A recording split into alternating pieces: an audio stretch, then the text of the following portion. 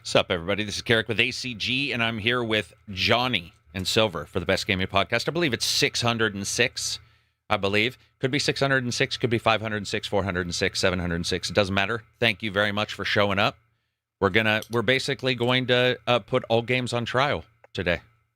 That's what we've decided, is that we're the only ones who get to decide what games succeed or fail this year. Are we the jury or the executioners? We're both, man. We're both. Like it's everything. We are everything. Like all at once. And what's the movie? Everything, everywhere, all at once. You know, I haven't seen that yet. Did you guys see it? Me neither. You should. No? Yeah. Pretty good. Yeah, dude. Yeah, it's really good. Yeah, I didn't get a chance to see that one, but yeah, we're gonna. You would really like it, Johnny. I think. Oh, do you? Oh, you think he'd like it too? Yeah, for sure. Johnny likes a lot of stuff, though. Put it on the list. I'm just joking. Yeah, I'm fairly easy. I'm just joking. No, it's true. He's fairly easy. Okay. Anyway. Get in my DMs. Talked about measuring my dick with the Planck scale prior to this, so like we did technically. Yeah. Things could go off the rails. Thank you everybody for showing up, discussing what's going on in games. I put blah blah blah blah blah blah blah on the thumbnail because I just don't give a shit. Like there's so much outrage right now that it was hard to even parse what people were mad about this morning versus what was actually important. So as always, we've decided we're the most important, and so are you guys. And I want to thank you guys for showing up and sitting down. We should change ourselves to the most important gaming podcast. That's pretty pretentious. And no less so than the best gaming podcast. No less so than that. I was about to say, that's never stopped us before. It has never stopped us before. And by the way, yeah, I was not doing that because I thought we were. Everybody should already know that. Last week we didn't get to see Silver, so we'll go with him first. What'd you play in the last week? Have you played anything that's just bombastic, that just shook you down to your little itty bitty white boxers? I mean, bombastic. Yeah, I played a bit of Space Marine 2 again. Nice. Me too. Also, yeah, Helldivers 2. And still tapping into Forza. Very cool. Just to do the weeklies or whatever. Mm-hmm.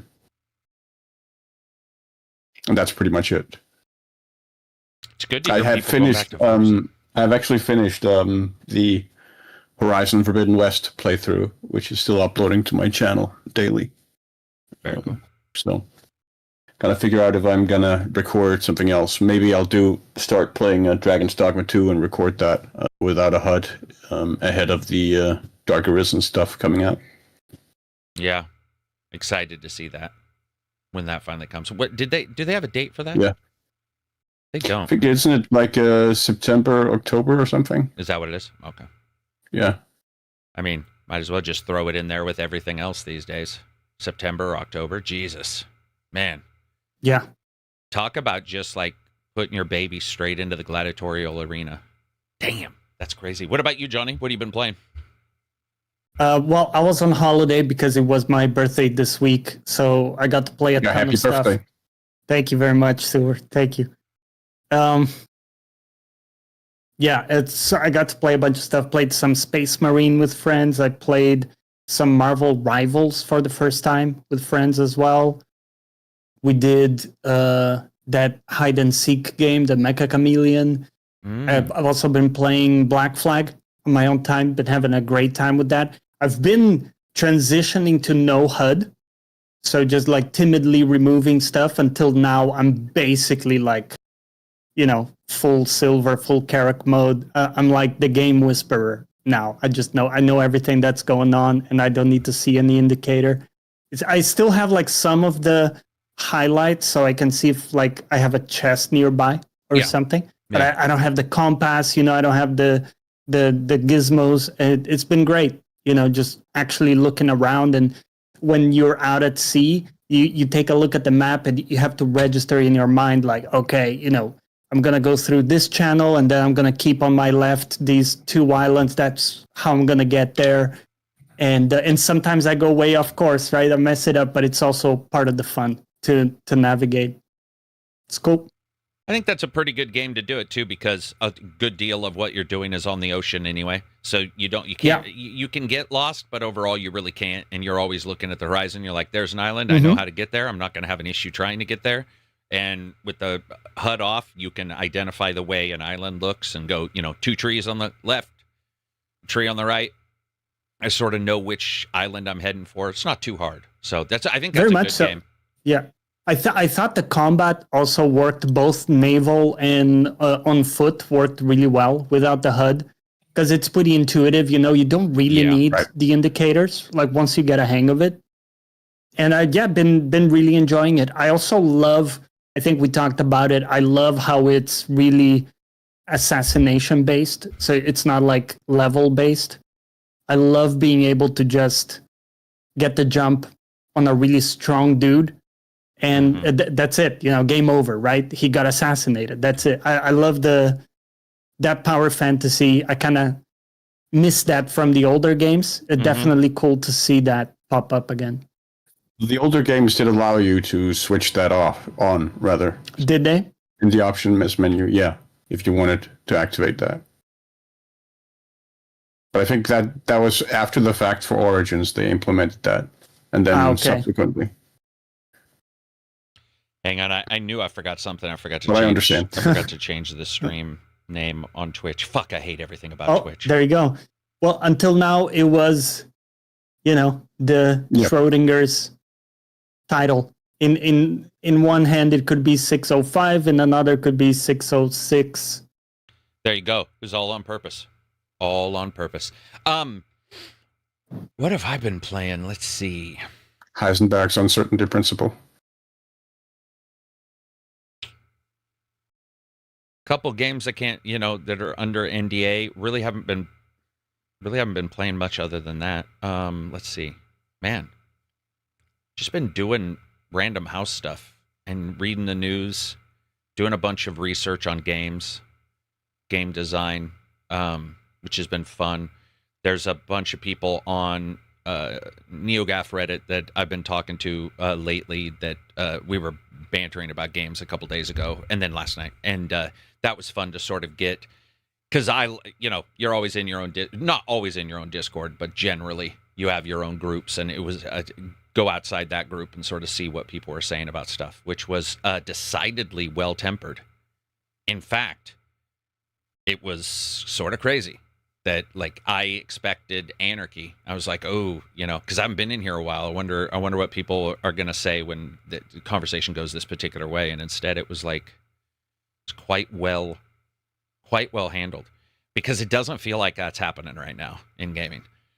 Like, man, it's hard to even parse anything right now. It's like everybody's mad about everything. Right. I saw there were people who were truly like just over the moon about some shit, and not in a good way, about some stuff for Halo that I couldn't even parse what they were bitching about. I was like, man, we are, and then the discussion lost in the sauce. Yeah, the discussion a couple weeks ago.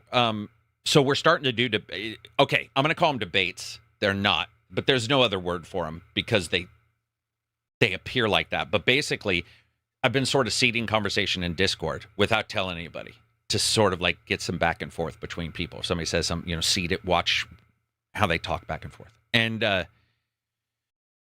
it's been enlightening to hear some ideas on, like, where people are going with their acceptance of, like, where games going. For example, I noticed a lot more people skewing towards mobile being more acceptable now than they might have been a year ago. Right. From the group that I didn't expect that from. And so I sort of pushed some stuff. I was like, well, drop some numbers in there and just sort of let that discussion percolate. I talked about this, by the way, on the side podcast as well, about the debate stuff we're starting to do in the Discord. And it's, again, we call it debate. It's really not. It's just, I'm trying to seed the conversation so that instead of everybody being like, yeah, that's cool, and then it gets quiet, I'm like waiting for somebody to say something, throw some numbers in there and back up and see like how the discussion is. And it's been, I think there's some adjustment, at least with our groups, of like, I mean, I guess you could say, knowing that some things you love are dead and the only way to continue forward is to accept whatever that new life form is. almost like somebody who gets married. You hear them say, like, the relationship with my have wife. to accept the fact that things change. Yeah. And I have to still, like, let's say they have kids. I still got to, and I got to find enjoyment out of it. And that sounds depressing. It actually wasn't. It was interesting to hear them just sort of like their back and forth and what they were talking about. We were talking about all kinds of things. Halo, for instance, is a big deal. It was more like, it was just, most people were like, dude, it's awesome. People, I think that it's also combined with the fact that in the past, you knew you could get a console. This is what this discussion's coming around to, and I'm going to talk about it on the next side podcast. Right. I think in the past, you used to be able to identify a console you were going to buy in the future. And I think right now with the prices, and I think right now with the AI, and right now with the just almost tenacity of the fog of the future, that it's hard to draw as many lines in the sand as it used to be. Because you may draw a line in the sand and a week later be like, well, got to eat those words because, like, something happened in the industry that nobody expected. And it definitely feels like a lot of people, there wasn't people saying, I'm going to go directly to PC. I keep hearing this. Oh, everybody's just going to go, no, fuck that. Like, many are like, no, that's not at all what I'm doing. But what they were doing is really looking even closer at, like, release schedules and then games. Yeah, or their back catalog for the game library or whatever as well. Back catalog came up, but that's a whole other discussion because backwards compatibility, like, being so poorly done by Sony, that it actually was hurting the company that had the future. It was hard to describe, but yes, that's for sure there, and it'll be there for Steam as well. But yeah, man, it was honestly, I want to say how appreciative I am of all the patrons, because there were discussions in there that I felt like somebody was going to die a little bit, meaning that they were going to say, man, maybe I'm not going to be able to game anymore. This might just be too expensive for me. Like, which... Yeah. I feel like that's a fair thought process for a lot of people. I mean, if absolutely, $700 maybe, $800 for your Series S, let's say, in the future. And instead, it was almost instant. This is one of the coolest things I think I've experienced. I sat back, said something. They were all talking about, I don't know what I would do. And then it immediately went to like 16 options. Instead of having to say, well, remember, there's streaming. Remember, there's the used market for consoles in particular. We weren't talking about games, but it's like you could buy a console from your friend if you want to jump into this, because a lot of them still, PlayStation 5 or Xbox is what they have. They don't know what they'll get in the future. Yeah, man, it was fantastic. It was awesome. It sort of made me feel good, because then the moment I went out and I saw the rest of humanity, and I was like, dude, you guys don't even know what you're mad at. I love being mad at things that, like, you can point at and say, like, that's a real thing. And lately, it's just nebulous, which sort of sucks. So just wanted to say how much I appreciate you guys. It was a blast doing it, and we're going to continue to do it. And I apologize to some people who didn't know that's what I was doing. I wasn't setting you up, because you probably didn't even know this was occurring. It was just, I wanted to see some discussions and see what people said if I didn't agree. Because the biggest problem, if Johnny's in his Discord and he's in a chat, and he says something, there is a slightly higher chance somebody's going to agree with Johnny. It's his Discord. Don't you agree? Sure. Right. Yeah. It depends. Like some people are close enough. But there's a higher chance even with the depends, is what I'm saying. Yeah. There is just intrinsically built in a higher chance that if somebody has got into your Discord, there's a higher chance of agreeing with you. So what I was doing was 100%. Trying to, like, get out of it and see what they said on their own, which was very fun. Moving on from that, again, just thanks to everybody. It was a great time. We're going to do it some more. I've got some good ideas about what we can discuss back and forth, and everybody took their turn. Yeah, it was a good time. I mean, a couple people left, a couple people called me a fucker, a couple people threatened my life, but, like, that's just a Saturday, man. That ain't no big deal. People were asking how the dogs were. Dogs were doing great. Thank you very much. I appreciate it. We'll move on from there, but yeah, they're doing really well. One of the dogs is being measured as we speak. I think he's going to the vet to see how much he's grown. And I don't think he's grown much. Like, at all. I feel like my dog is, I don't know, maybe this one's affected by gravity more than the other one. But I swear to you, I've had him for a month, and I'm looking at him going, this might be a small, I like medium-sized dogs. Have you guys both had dogs as kids? Not dogs, but lots of cats. Lots of cats? Okay. Yeah, similar. I had really one dog Another one passed away very quickly, but I had one dog for quite a bit of time. He was like medium, I kind of like the, shepherd. I like the size. medium. Yeah. If they can clear out a room with their ballsy tail, it's a good day. Oh, yeah, he could. Yeah, true. What were you going to say? I did have grandparents who had a dog that I was quite close with. Yeah. Dude, I love that shit. Speaking of that, what's the best dog in a game? Oh. Dog. Has to be a dog. Okay. Oh.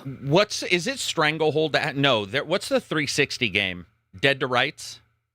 Is that the one that you had to? Yeah, I'm gonna go with Dead to Rights. I know that he wasn't as what do you call it? As like emotional or connected as like dog meat or something. But that was the first time I remember really having a dog, being able to control him and being like, dude, you better not kill my dog. Dog meat. Yeah, dog from Fallout 4. Yeah, dog meat's high up on the list. Or Fallout in general. Yeah, true. Oh, did he show up in other ones too? Mm-hmm. Yeah. There's always a dog. Yeah. I mean, Mad Max, the dog in Mad Max was pretty, Mad Max. Yeah, that's what he's inspired by. Yeah. Mad Max bothered me a little bit, the video game. What were you going to say? I was going to ask, can it be like a bad guy, a boss? Sure. Best dog in a game. Yeah. Like Dark Souls had a big dog boss that had a sword in his mouth. So he was like holding the sword and he would hit you with it. Wolf. Yeah. It was Sif, I think. Yeah. Yeah, it was a really cool boss design. I was gonna say that fuck. Can't remember what it was. There was something about dogs I was gonna say.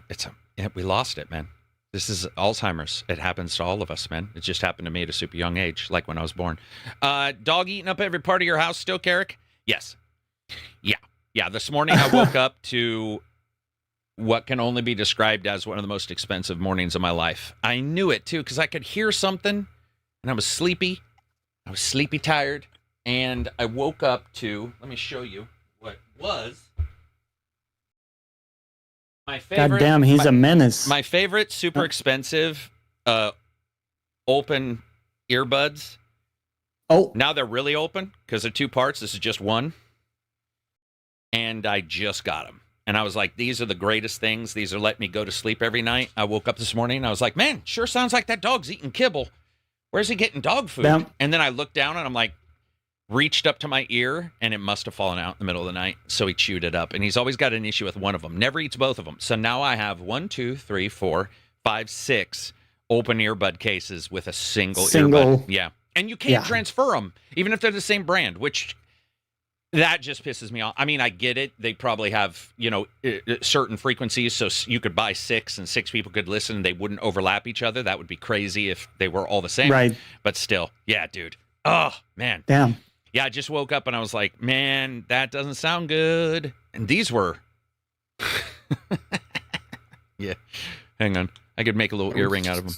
I would say my best dog from a video game might be Diamond Dog from Phantom Pain. Phantom Pain. Diamond Dog. Is that... Oh, man. That's the wolf pup you basically find and raise up. Yeah. For some reason, I wasn't thinking dog. I was thinking, Metal Gear. My brain was having a hard time figuring out what we were talking about. I find it pretty weird that some people got issues with killing dogs in video games, but are fine with horrifically killing innocent humans. Not me.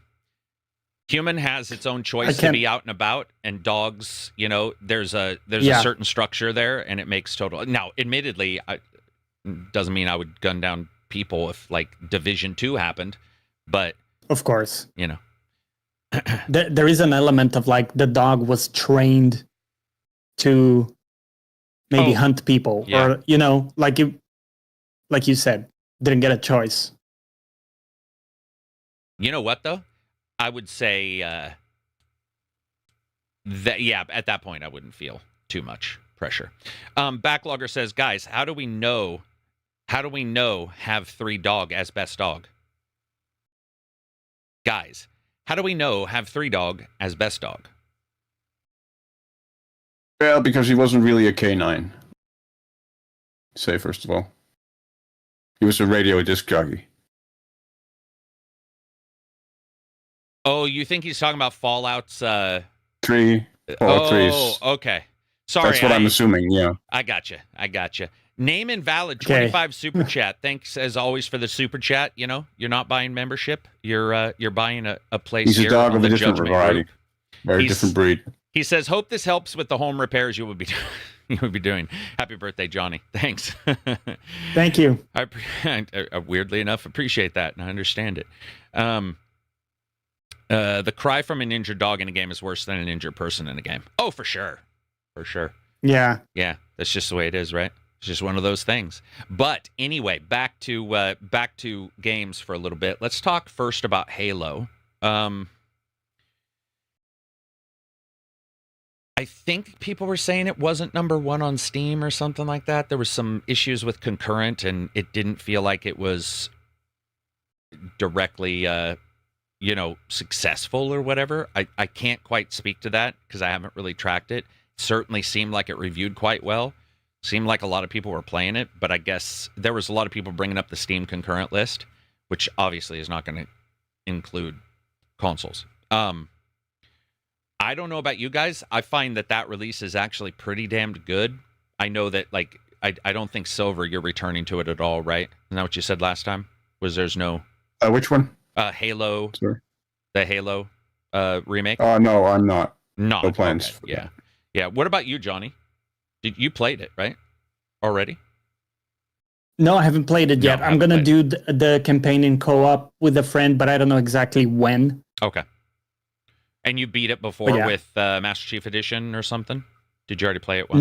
No, I never did. I really only played a ton of multiplayer in a few of the Halos, but never really dug into the campaigns. I think I did one of the ones that got remastered at some point, the one that showed you the old and new version. I forget which one that was. So I played that one, but then pretty much stuck with the multiplayer for like Halo 3 and a few of those.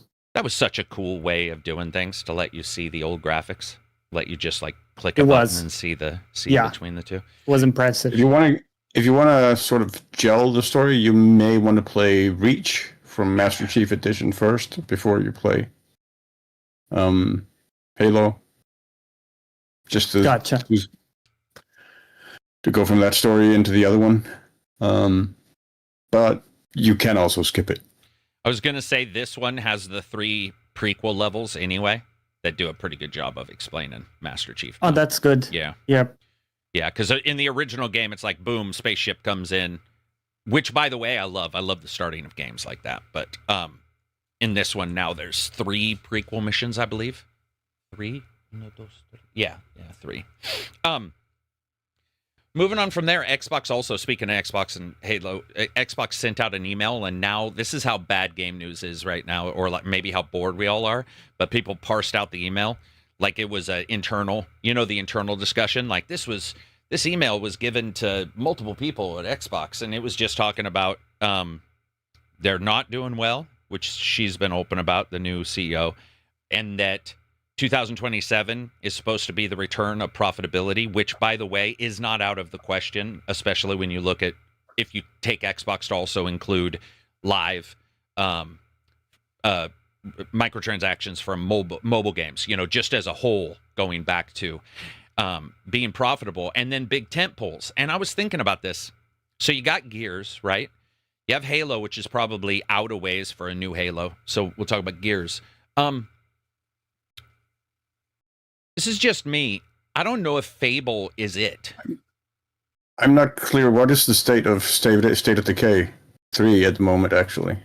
State of Decay 3 was officially, they are not with Microsoft anymore. They can do that game on PlayStation, Microsoft, whatever. They're in charge of their own future. Yeah. I would love, hey, State of Decay is my jam. So, but what would you guys think of? I don't think Fable's it. As like the game, I don't want to say save Xbox, but unless it has like Witcher numbers, I don't see how Fable. Listen, man, I like Fable, but what I think it could get there. I mean, it could, but it doesn't feel likely.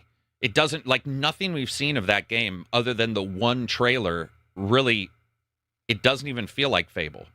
I mean, it doesn't even look. Now, admittedly, it might turn out and it might be that's exactly does what to they me, though. need. What? Like pretty much like the entire atmosphere, the character interactions we saw in that trailer they showed. All right, that might actually be your official first hot take I've ever heard.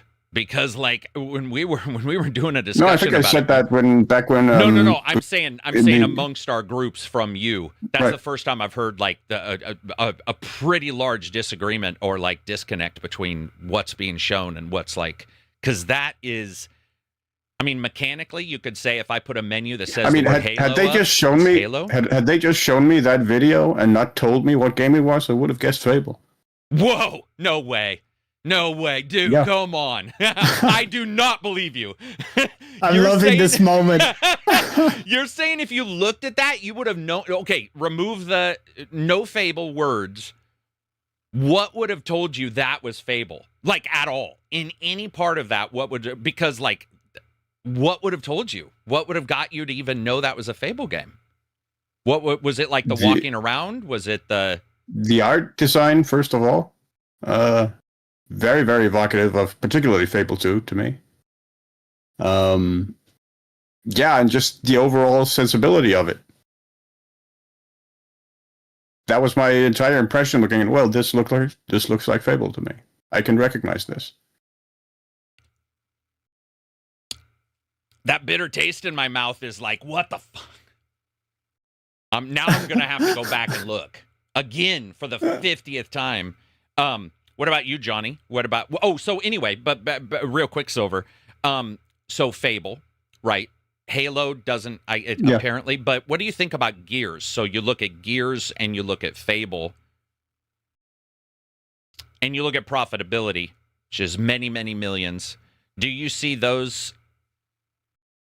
And Fable's exclusive, right? Yeah, I think so. That's why, like, man, it feels like that's hard. Feels like that's really hard to leverage those into successes that, I don't know. I guess I don't know Microsoft's current, like, how behind they are. It'll be interesting to Yeah, and see of course it. the question is also, is Fable going to drive sales of Fable, or is it going to drive subscriptions for Game Pass? Yeah. Yeah. And every time we talk about this, I'm a firm believer that driving a subscription to Game Pass is fine if that's your plan. Yeah. And you're able to bring that to fruition. Sorry, there's a lot. I thought it was a dog. Speaking of dogs, that was a chainsaw. But I wonder about this. What other ones? Forza's doing well. Forza's doing phenomenal numbers. So there you go. Well, it has been dropping off quite a bit. No, what I I just understand. mean in 3 months we'll get Oh, their the sales announcement numbers. Yeah. Which is good. Which I'm super happy to see Forza. I mean, it was exclusive at one point, but it's like I think that's a game that you roll out to everything. I don't know. Racing games just don't feel as big anymore, and I feel like the more people you can get into racing games, the better. But There's certainly. I mean, I think that's something we've touched on before. Is that they used to be the hallmarks. the hog. They were the selling point of the new console. Was you had to have a racing game, whether it was like Sega Rally, Ridge Racer, for the Saturn and the PlayStation. What was the space one, Solar, where you were on, or Silver, where you were on the fucking little hover? Was it Wipeout? Wipeout? Yeah, Wipeout. Yeah. So even, and I know Wipeout probably didn't do Ridge Racer numbers. I don't know. I've never looked, but it was still a racing game. And Pod Racer's coming up. People are still calling that just because it doesn't have wheels doesn't mean And if we anything. could get a new F-Zero for the Switch too, that would be great. Dude, that would. Yeah. Because seriously, sorry, Mario Kart ain't it. Yeah, I said it. Especially with what we're seeing now from Star Wars Racer. Yeah, dude. I admit, it got me to actually put some more thought into getting that game and not covering it. I mean, cover it if I can, but just getting that game. The stuff that they've shown looks good. Real quick, I'm going to read this, and then I want to get some data from John. Okay, so real quick, so we have Gears, Halo, Forza, Fable, and if anybody in chat has more, feel free to throw them in there. Jet Moto, there's another one. All right, so Spanky Steve $10 super chat. One of the best people in the Discord, probably the best person in the Discord, is Spanky Steve. And he says, you guys see that Wildlands is getting a next gen. I know some people don't care. It's one of my favorite shooters aside from Ready or Not. Very excited. Is it getting a next gen or is it just getting a touch up? I thought it was just getting a touch up. Is it getting a full true next gen? Because I would play a white. I think it's a touch up. I think it's a touch A up. touch up to next gen. Okay. All right. So not like a full on fucking No, remake. resync. No. Yeah. Okay. Gotcha. All right. Cool. Cool. Yeah. Dude, listen, Wildlands, now that it's been patched up, we've all played it. You beat it. You did the Splinter Cell missions like I did, didn't you? Or Predator missions in Wildlands. Did you do? Yeah. So like that game's got a lot going on. A lot going for it, actually. It's pretty enjoyable. And then Jet Black Ninja says HBD Johnny, which could mean happy birthday. It could also mean hug below dick. Hot. It could be Yeah. hug big dick. Hung. Not going to say the rest. It could mean a lot of things, but we'll stick with it means a happy birthday, right? So happy birthday to Johnny. It's 3 days ago, so you failed, but whatever. I'm just joking. How old are you, Johnny? I am a billion years old. Do Yep. you not want to say it? You don't have to. I'm Yeah, 38. you're an anime character. Oh, gotcha. You're how old? 30? 38. 30. This happened last time. I'm going to stop. Because last time, the same exact discussion happened where I'm like, what the fuck? You don't look 38. Okay. You Gotcha. thought I was younger, right? Way younger. And it's one I'll of take it's it. the sheer immaturity that you consistently have on display is That I display, yeah. True. No, I really do. You do not look 38. You've gotten lucky in that part. Oregon Fresh says, I mean, Halo is the only one of those titles that really has Xbox brand recognition for casuals. Nah, Gears does. Come on. Gears and Forza have huge brand recognition. Yeah. I mean, I would say so. and Fable does. The only disagreement I had was just the look of Fable and like what it can do. But it's And the think fact that Fable is like 20 years old at this point. and the fact that the people who are buying Fable will be like, what the fuck is this game about? Asa says a good or bad COD will make a big dent on the financials. Well, it could. However, CODs have a tendency to cost a shit ton to make. And the reason why we all know this is because the last couple, they haven't spent a ton to make them. And what have we got? Bad CODs. I think technically, if you look at the last couple, they're super short. They have that shorter campaign. That one had the campaign that was like 37 minutes long, it felt like. That really got hammered. But yeah, of course, Call of Duty is gonna rock it. I mean, I don't know if it'll bring them out by itself, but it'll make a dent for sure. But they do cost a lot, man. They do. They cost, and Yeah. that's going to be on everything. Johnny, Do we know? I was just curious if Yeah. we know the last one. Did it do pretty well? Because it had I like can look. the actor and stuff. It had the actor. Can you remind me what you mean? The guy from Heroes. Oh my God, it did, dude. I forgot. So that could have been What's that pretty one penny. called? How did Call COD 7, Duty, I think. I want to Call say. of Duty 7 sell? Was it 7? Because there's Modern Warfare, Uber Warfare, Double Remade Yeah, Warfare. good luck. Yeah, no shit, right? We'll see if even GPT can figure it out.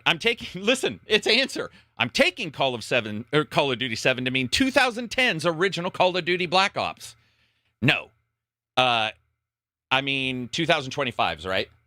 I mean 2025's. Yeah. So even it was like, I don't know God, there's so many, right? Was it?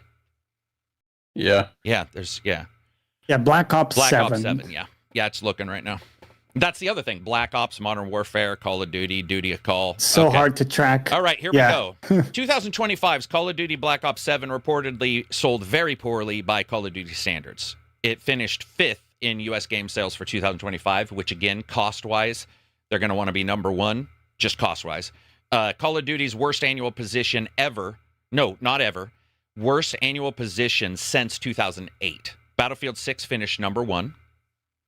But it was November and December's best-selling U.S. game. But launch month dollars suffered a double-digit decline from Black Ops 6. So not well. Mm. Not well. Okay. Okay. All right, so Fable. Okay, so Fable, Forza, Gears, Halo. Those are like the big names. Do you think if those four do would you expect to see like? I'm trying to think of what amazing even looks like for them. Right. Because they'll be. I keep expecting. Oh, sorry. Even then, they've called a lot of that right. So, like, they called the motorsport team, for instance. They did pretty significantly, dude.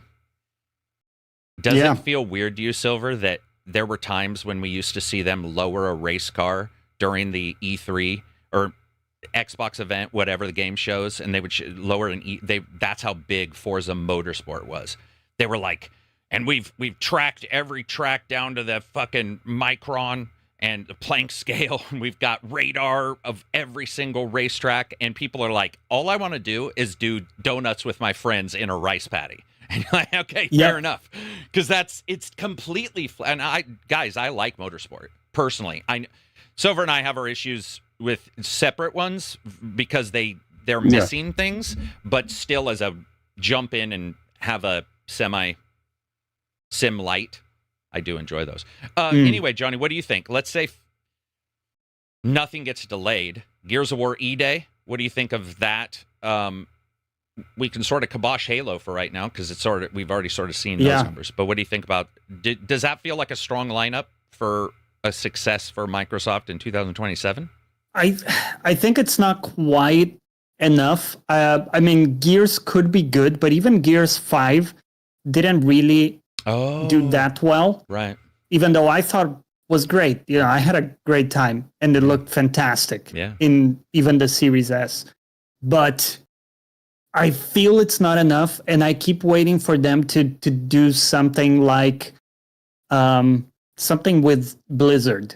Like, give me a WoW console version or something that's going to come out, not because I want it, but because I think it's the logical next step. You know, let's do something with that. Or, just like take better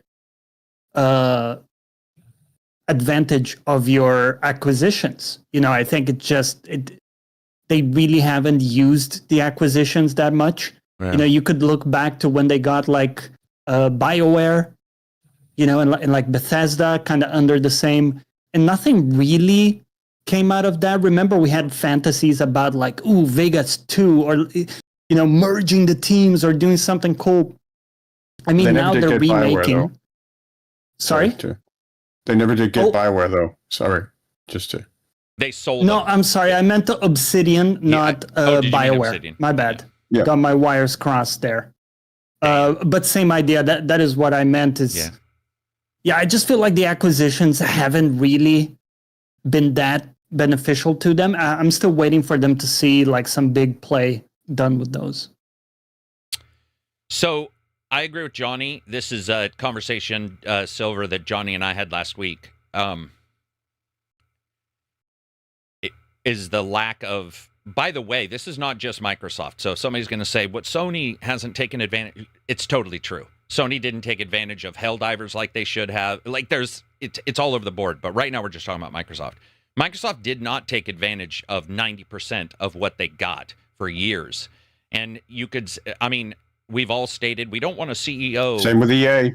Same with EA. And you hear this a lot. And I lived through this, which was we do not want anybody on the top forcing companies to get their shit done.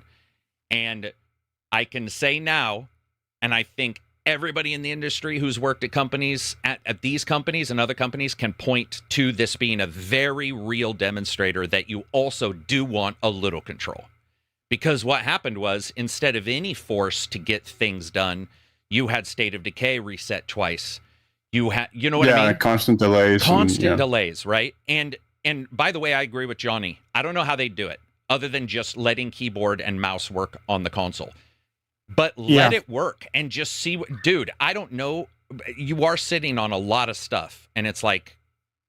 It feels like it was more, we're going to buy it and let them... cook, right? Let them do their thing. Right. And in all honesty, this is why I know that the current thought process is that Phil had a part in that. I'm whatever, but what's his name? Satya? Is that his name? I'm going to get it right. Satya and Bobby Kotick have both stated multiple times in separate podcasts and discussions, Phil wasn't there during the discussion about Activision. That was initially between those two, and then it was passed down as this is what we're thinking of doing, and this is what we want to do. So Yeah. it feels like that, because it feels like I'm not taking any blame from Phil, by the way, because I think if it was your job or my job, if we looked at that, we'd be even more stressed and be like, well, we got to do something with this. You just threw this in my lap. Like, what are we going to do? We can't just assume Call of Duty is going to offset everything. Yeah. I would like to see WoW on consoles too. I don't know if it would move now, but WoW is still around and it's the biggest MMO still, It's still right? so big, you know, So like just let it happen, right? Just yeah, see. the existing player base. Yeah. It's massive. Yeah.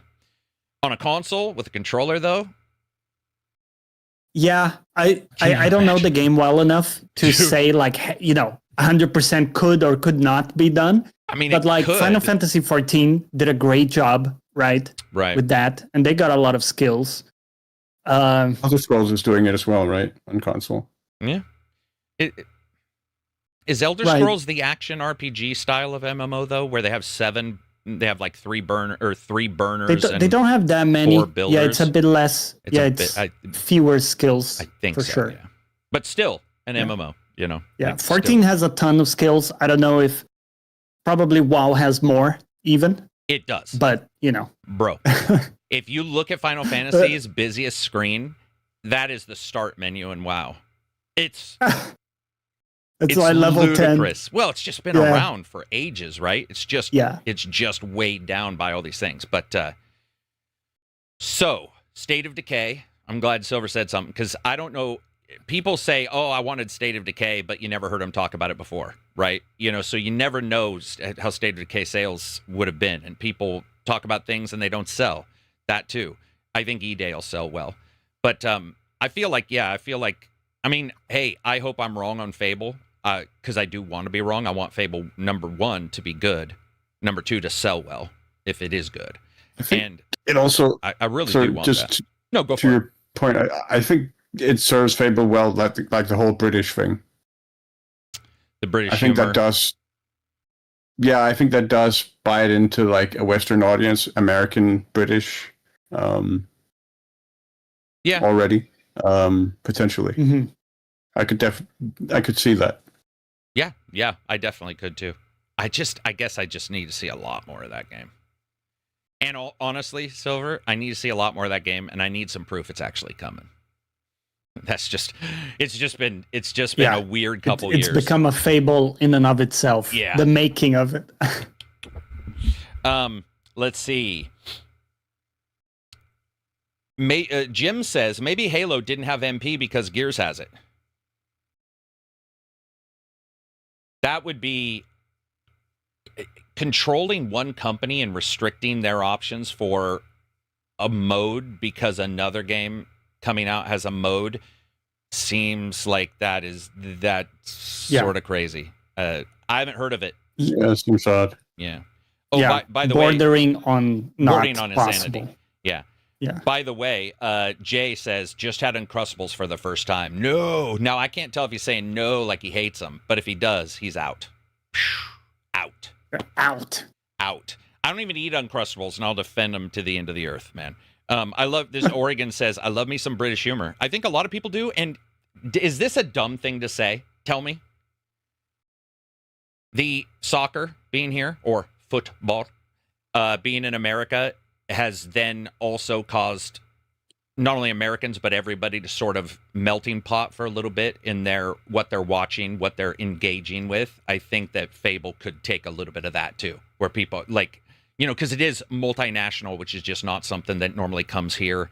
Yeah. I don't remember the last time we get did the that. Olympics, but it feels like that's sort of because in our Discord, people were so mad at me. They were like, why do you not curb these fucking soccer fans in your Discord? Because I'm so tired of Yeah, this. people got excited. Oh, dude, people were so mad. And I was like, listen, we all do it.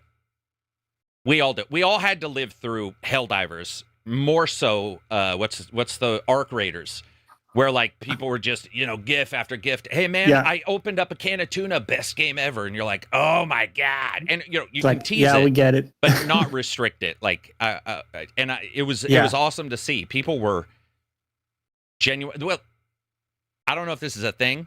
Apparently, it's the most corrupt thing in all of society. Which, number one, I wasn't aware of, because I didn't get through 3 comments. FIFA is one of them. Yeah. Yeah. It's One just of certainly in terms of F1 institutions. is Yeah. probably close. Because I hear a lot of complaints about F1. I could be wrong on that, but I hear a lot of complaints. I would say no. It's No? nowhere near close. It's bad, but it's nowhere near close to FIFA. Okay. So I heard a lot of that. I heard a lot of, this is the most corrupt thing ever. Oh my God, he didn't score the goal. And I'm like, if it's corrupt, why would you give a fuck if somebody scored a goal? It's just, at that point, I wouldn't watch it. But it's apparently that's a thing. So yeah, it was very fun to watch. And I think that could pay off. Yeah. British humor kind of stuff. For sure. It did day one. It's a very fascinating dichotomy between how completely corrupt the institution is and how completely sort of almost virtuous or popular the game is, how it is the people's game, gotcha. as it were. Yeah, I definitely It's that got dichotomy, yeah. for sure. Iggy, super chat, $10, buying himself a place in the annals of history. He says, in the annals of history. No question, just a salute to you guys and the best gaming community. The extra N is important, yeah. It is very important. Yeah, could be the Yeah. difference between the movie Hostel and just a fun movie to watch. Anyway, yeah, thank you very much, Iggy. Hope you're doing well. Hope everybody's doing well. Thank you very much for the super chats. They do help, especially now as things are getting tighter and tighter on the old YouTube videos. I love that Takedown, big supporter of the channel. By the way, that's a joke. Takedown is like, but he's a supporter of the channel. I love it that Takedown, I've talked to him millions of times. He'll be like, so how's it like running it? He streamed before, right? Takedown streamed before. Yeah. Video gets Streamed. posted. He was on a stream. Takedown was on a stream. And the first post when I post a video is Takedown says, yeah, I didn't have the time to watch it, so I just used AI to tell me what you said. And I was like, Jesus, Takedown. All right, thanks, man. Yeah, I was like, Takedown, man. Fucking, that is so Takedown, by the way. That is legit, that guy. Summer Olympics are coming in 2028. Dude, hopefully I'm alive when 2028 rolls around. I say that too much. Your last Summer Olympics was Atlanta in 96, and you also had the '02 Salt Lake City Winter Olympics. Oh, okay. Salt Lake City. Wow. From what I remember. The Beirut of America. Anyway, moving on. What I remember from that Olympics is the German biathlete Sven Fischer being one of the biggest badasses I've ever seen, because he was the only biathlete, and biathlon is the cross-country rifle shooting. Was it this guy? Who did the hand shot with the pistol? No. Okay. It was with rifles. Okay. And cross-country skiing. But he was the only one who, in 0 below freezing temperatures, was running cross country with skis, with rifle shooting, with no gloves, just bare hands, bare fingers, like shooting his rifle and everything. He was 39 years old when he did that. He was on the verge of retirement, and he won silver. Wow. In biathlon. There you go, See, Johnny. I could do that Like next year. Yeah, 1 year. And the accuracy with the rifle shooting, barehanded, that was one of the defining sports. Wow. That's what I was going to say, achievements I can Johnny. You remember still got a ever. couple Yeah. years to do something with your life, dude. You still got a couple years, Yeah. man. If you start now, you can come to 2028. You can come to the Summer Olympics, and I don't even know what happens in the Summer Olympics. I'm done. I just ran Me out. neither, man. I'm lost. Summer Olympics. You can come out and tan at the Summer Olympics. By the way, little factoid I learned yesterday: human body tans for 18 hours after death, which I found really weird, but interesting. Wow. As an aside.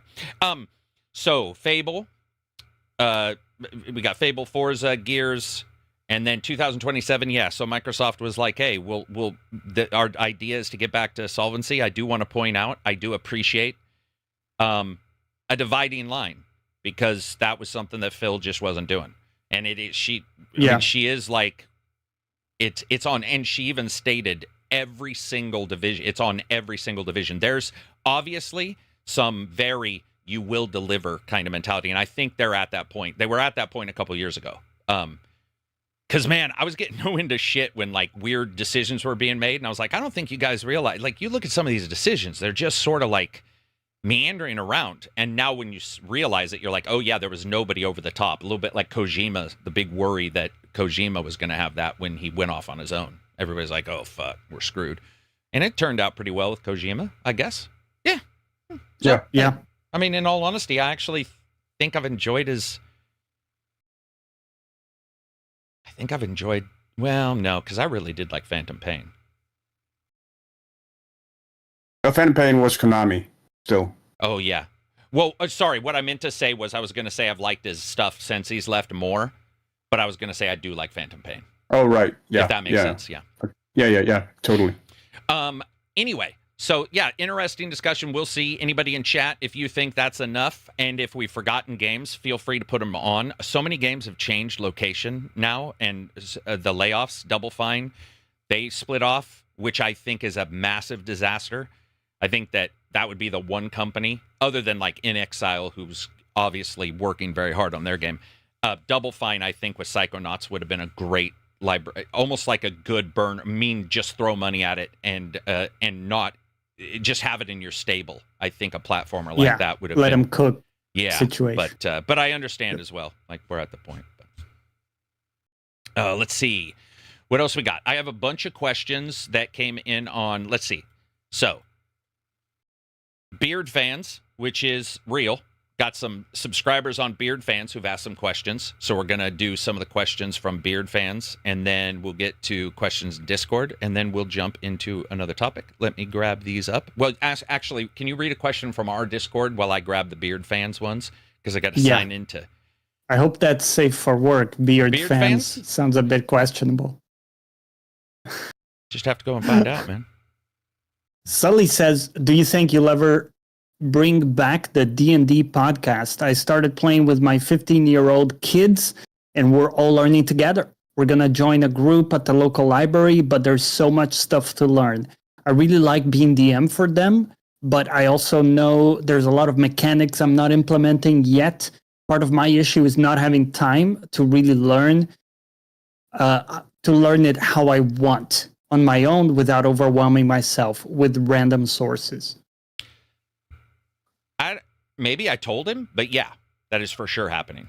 That is weird, because that's actually something that's literally happening as we speak. I don't know if I'm going to split it off to another channel or not, but there's a bunch of stuff on the D&D board game side, streaming side, that I'm working on. Cool. I can't tell if because I see, did I mention that to somebody? That's weird fucking timing if he just randomly guessed. Let's see. Okay, here we go. Do you have to go potty, Sticks? Why are you looking at me upside down, man? Turn your fucking head. You look like the Exorcist. Let me see here. Here we go. Okay, this is a good question. I think it's valid, too. Are we watching subscription gaming hit the same wall that streaming TV has hit, where everybody loved it until there were just too many services, and now it sort of splinters off? Like, it does feel a little bit like that. Like, I just saw somebody on Twitter yesterday. I'm sorry, I can't remember who it was, but it was a YouTuber who's like, hey, does anybody ever play Luna? Like, I didn't even realize Luna was free on the Amazon Prime. And I'm like, oh, that's interesting, because we talk about it all the time. So it's obviously not being sort of discussed. But subscription gaming... There's definitely a saturation there. There is. Yeah. And there's an overlap that is noticeable sometimes with like Ubisoft and Microsoft. So, you know, sometimes you're like, what's on what service? Because some are on Xboxes, and now there's more games on Xbox Live, I think, than there were, or more on Xbox service than there were. And then and they just announced that if you own I'm gonna let him some out. of, like the Ubisoft games on the Xbox console, you can then claim them on the Xbox app on PC.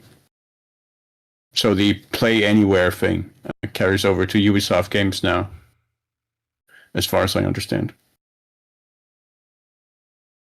Which, you know, is solid. I wonder if that's going to apply for cloud saves as well then. I would assume so. Yeah. Yeah. But, yeah, hopefully. Yeah, I saw that as well. Yeah, hopefully it does. The other question is, or Johnny, do you have anything to add to that? Do you think we're at a... No, I think the perception is still that they are pretty good value. All of these subscription, when I hear people talk about them, I think the people who choose to sub to these are generally pretty happy. Mhm. I don't hear a lot of complaints. I know like the price hikes that did get complaints in Game Pass, but when they brought it down, I think people are generally pretty happy with those and getting the ability to play a game, let's say, sometimes for just 1 month, they might sub, just like play that game or play a couple games and then drop it. I think people generally like the option. Yeah. I mean, for me, on a personal level, I reached my saturation point long time ago with the subscriptions and the different storefronts, and I mean that was the main reason why I've never gotten an Epic store account, just because You're don't very want to buy. stubborn. You're very stubborn with that, Silver. Come on, man. Yeah, I just know I don't want to bother with another one.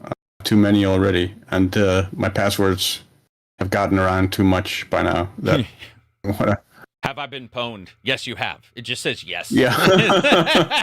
You're like, Yeah. as you get ready to, have I been? Yes, Silver, you have. Yeah, I feel you on that. I definitely have as well. This is, let's see, didn't say the name. Sorry, guy. It says, with $80 becoming normal and deluxe editions now creeping towards 100. Bro, they're not creeping towards 100. They're at 100, right? Special editions are 100. I don't remember. Yeah, 90, 100 sometimes. Yeah, most are 100. How do publishers expect families to stay engaged without just waiting for sales? Okay, ignore the family part. I think that sales are becoming a bigger and bigger and bigger deal, and have been for years. Whether people have gotten accustomed to Humble Bundles and waiting for Steam sales or whatever, looking online to find sales. Early access, I don't want to mention it, but I think that 5 days early access to a game is right now, it seems to be the one thing that people are doing is FOMO, versus anything. But yeah, I don't know, man. I don't know. It's a weird one. I mean, do you guys feel like, I don't know if publishers expect anything. They just put the game, like, how would you even, not everybody has a family. Not everybody considers family the same kind of unit as somebody else. I don't necessarily know if they think in that way, but I don't know. Am I wrong on that? Do you guys see any changes happening? Like, none of us see prices definitely. go down, right? I think definitely as consumers increasingly feel the economic pressure, I think they're going to increasingly rely on sales. Right? Yeah. Somebody asked if their super chat came in. There is no super chat from you in our list. At least I don't see it. Do you see it, Johnny? I'm looking at the list. No. I don't even have an alert for Didn't a super come chat up. from you. Sorry, buddy. Well, not sorry. YouTube. Blame it on YouTube.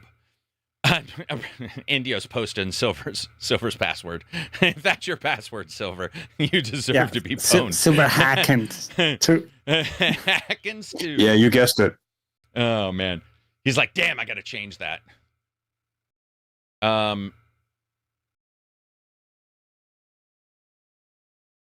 This is digital stuff. We can move on from. We'll move on, but we've already answered those a lot of times.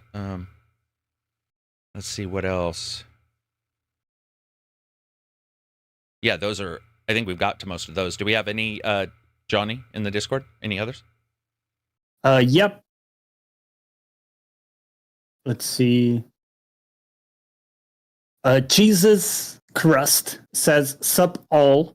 Been a while with life getting busy. Enjoying the pod still as usual. Got tickets to see the new Spider-Man movie this weekend, and theater is packed. Regardless if the movie is good or not, some of my favorite movies were elevated with the crowd reactions or the sound systems. What are some memorable moments in a movie theater that y'all have had?" I've had a lot. I think one of the most powerful ones I can remember was it would have been 1997 with the premieres of when George Lucas did the special editions for Star Wars. Star Wars. Because that was really the first chance I had to see Star Wars: A New Hope in a movie theater. Right. Yeah.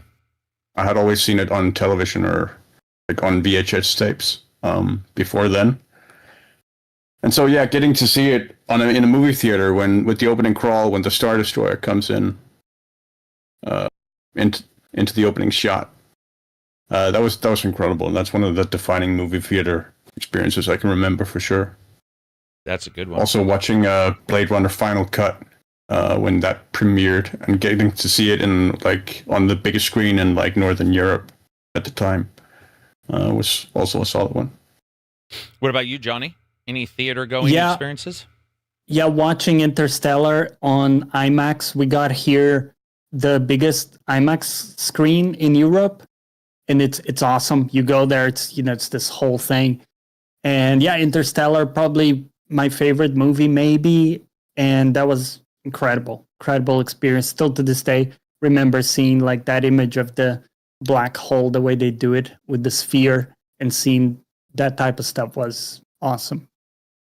It's funny. I guess I'm the only one that when he said, "Have you ever had good theater experiences?" I was like, "Safe for work, please." But neither one of you guys went there, so didn't even have to worry about it. I did. It was the first thing. I was like, I've had a lot of good experiences. Do you mean watching the movie or? Let's see. So in here, I've also had Go for it. Sorry. No, what were we gonna say? No, I've also unfortunately had the inverse where it's made the worst worse. I can remember. No, it was going to see Hayao Miyazaki's The Wind Also Rises, which at the time was supposed to be his last film, an animated film, and there was a mother there who had, I guess she had seen that, oh, this is an animated film. I'll just take my toddler in there. And The Wind Also Rises is not it's really an adult animated film. Yeah. It's about like weapon designs for an aeronautics engineer who designs the Zero Air fighter for the Japanese Air Force. And it's kind of similar to Oppenheimer in that regard, with like my creation and what it's being used for versus my own sort of ingenuity or whatever. And it did not amuse the toddler, who ran up and down the halls and screaming at the top of their lungs. That was pretty noisy throughout the showing. Yeah, which sort of detracted from the experience. I'm going to read some from in here. The Wind Rises is a drama movie. Servant Berserker says. John DeGaff says Batman: The Dark Knight in theaters was crazy. I think he's the third person to say that, so a lot of people seem to like it. 1999, The Matrix debut weekend. The audience hype was on a new level. And Captain catching Mjolnir in Infinity War. Yeah, actually, that's a good point. I was thinking for some reason like the full movie, but definitely Matrix, certain points, and Avengers movies, certain points, theaters definitely sort of exploded. I can't really think of any that like come to mind as being particularly amazing. What were we say? I did also watch Phantom Menace back in '99. I think a midnight screening. That's saucy. I think maybe it was the day after the premiere, even. But yeah, that was one of the loudest, sort of in terms of the actual audience, that I can remember. Yeah, I don't think I've had too many that were audiences. I have had my own where I've seen something happen in a movie that really surprised me, and I might have been the one who was like, "Oh my god," what? God damn, that kind of stuff. But like, I'm a big fan also of people celebrating movies. If I go to the theater, I'm not the guy who's like telling everybody to shut up. I will, if somebody's talking, I would, and they were yakking or they were on their phone. But like, if somebody's celebrating, I have like a lot of the people, that I talk to who get really mad. They'll be like, "I can't believe these people. They were clapping." I'm like, dude, seriously? Seriously, you're old, man. You're old. Just Yeah, let I would say people- that as well. You went to I a completely theater, agree with and you it's your fucking fault for going to a theater and expecting that, especially Yeah. for certain movies, that like you're not going to hear some applause. People like that stuff. Deal with it. It's a communal experience. It's a communal experience. Yeah. Deal with it. Sully, $20 super chat. What's up, sir? Offerings to the Holy Trinity. Favorite one-liner or short quote from a game? My favorite from Portal 2 is "Science isn't about why; it's about why not." Story of every scientist's life who've done something terrible. I'm like, we'll give her a try. From a game. Not that good with quotes. Yeah, I'm blanking, unfortunately. I mean, the quote that I like, because it doesn't even have to exist in the game, but I do like war never changes. I do like that for Fallout. Yeah, right. Like, I just like, but that's might It's just memorable. be. Perlman. I got a man boner for Perlman. I just love that guy, man. Like that guy could be like peanut butter. Peanut butter is good with jelly, and I'll be like, fuck yeah, Ron, you got it. So there's that. John D says, Jackass 1 and 2 were great to see in a packed theater. That's an interesting discussion. I never once thought about that kind of movie in a theater, but I bet you that's right. Damn, that's true. Seeing the original Jurassic Park in theaters. Oh, you know what? That actually might be my example. When Nedry died That was a good one as well. in Jurassic Park, I cheered because I hated that piece of shit. Also, Saving Private Ryan was also pretty Didn't get a chance to see that one intense in the theater. Yeah, Jurassic Park. Good example. I hadn't thought about that. Oh, what else we got for questions, Johnny? Anything? Let's see. This one coming in hot from Max. I've recently been playing games that suffered from rough launches, such as Star Wars Outlaws. Now that it's been patched, it's turned into a fantastic experience. Should game developers adopt mandatory open beta phases to iron out performance issues and gameplay bugs before official release? Looking at you, Ubisoft.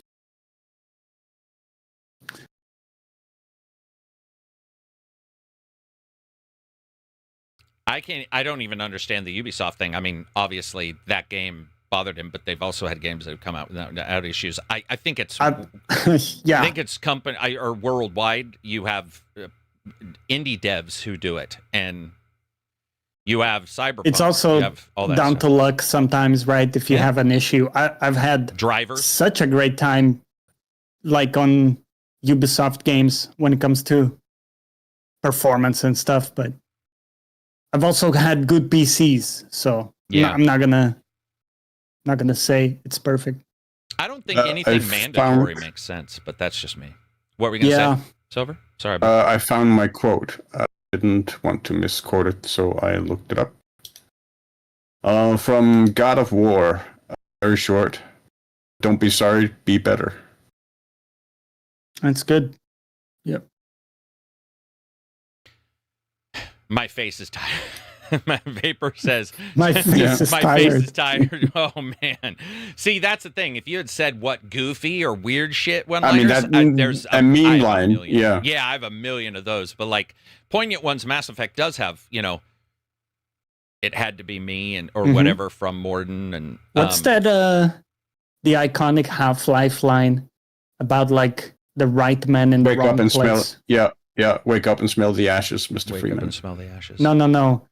It was Yeah, we something did. like- That's how it ends. That's how Oh, is that it? quote ends. Yeah, Okay. It was the right man, the wrong right man in the right wrong place. can make all the difference. Wake up and smell the ashes, Mr. Freeman. Oh yeah, That's yeah, the yeah. There you quote, I go. think. Yeah. Yeah, You know, it's I good. loved Half-Life 2. For some reason, and I'm big into SCP, I'm big into paranormal stuff. I love your Secret Lab kind of games.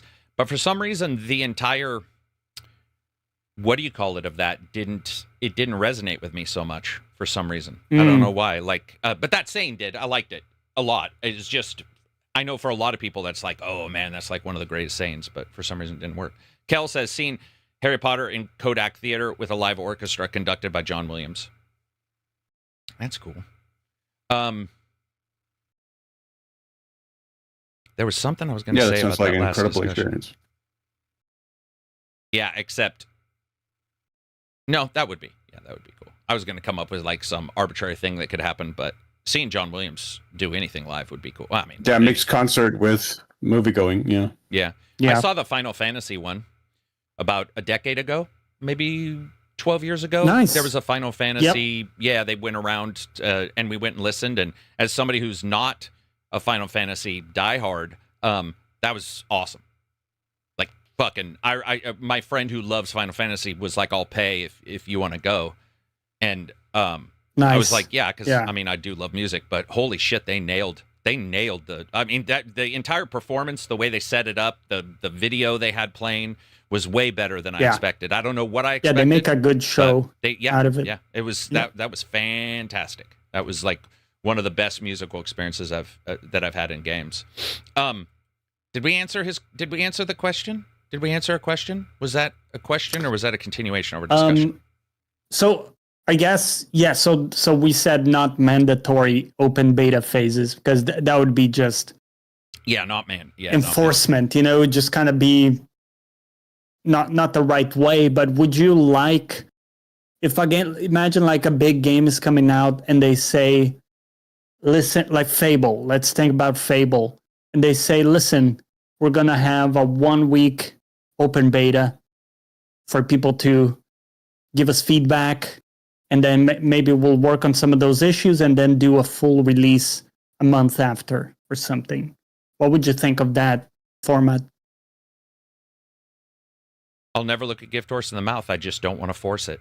I don't want the government Yeah. involved in my games, and I don't want some kind of forced whatever like that. And in particular with betas, you do run the risk of people hacking your game and figuring out like spoilers because all that data might be in that executables, different data vaults, all that kind of stuff. It's just there's a lot of stuff I wouldn't want. I also that you're talking a ton of money from some devs, and we're talking middle and smaller devs now, but that may not have the money Yeah. to foot that. You're also talking about the idea that,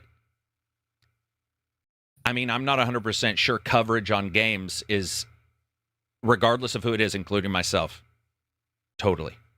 Anybody in gaming. I don't know if coverage is as incorruptible that a demo for every game wouldn't just get people shitting on it to get some views, and it would just be shit on Sure. shit on shit on, and that is it is so difficult to recover from a fake video, let alone a real one. And we've had fake videos for years. When I first started, there were a couple, protecting the non-innocent here, but there were a couple people that like they were just lying in review. Like, I don't even know how to describe it. They were just saying stuff was in a game or not in a game that was not accurate at all.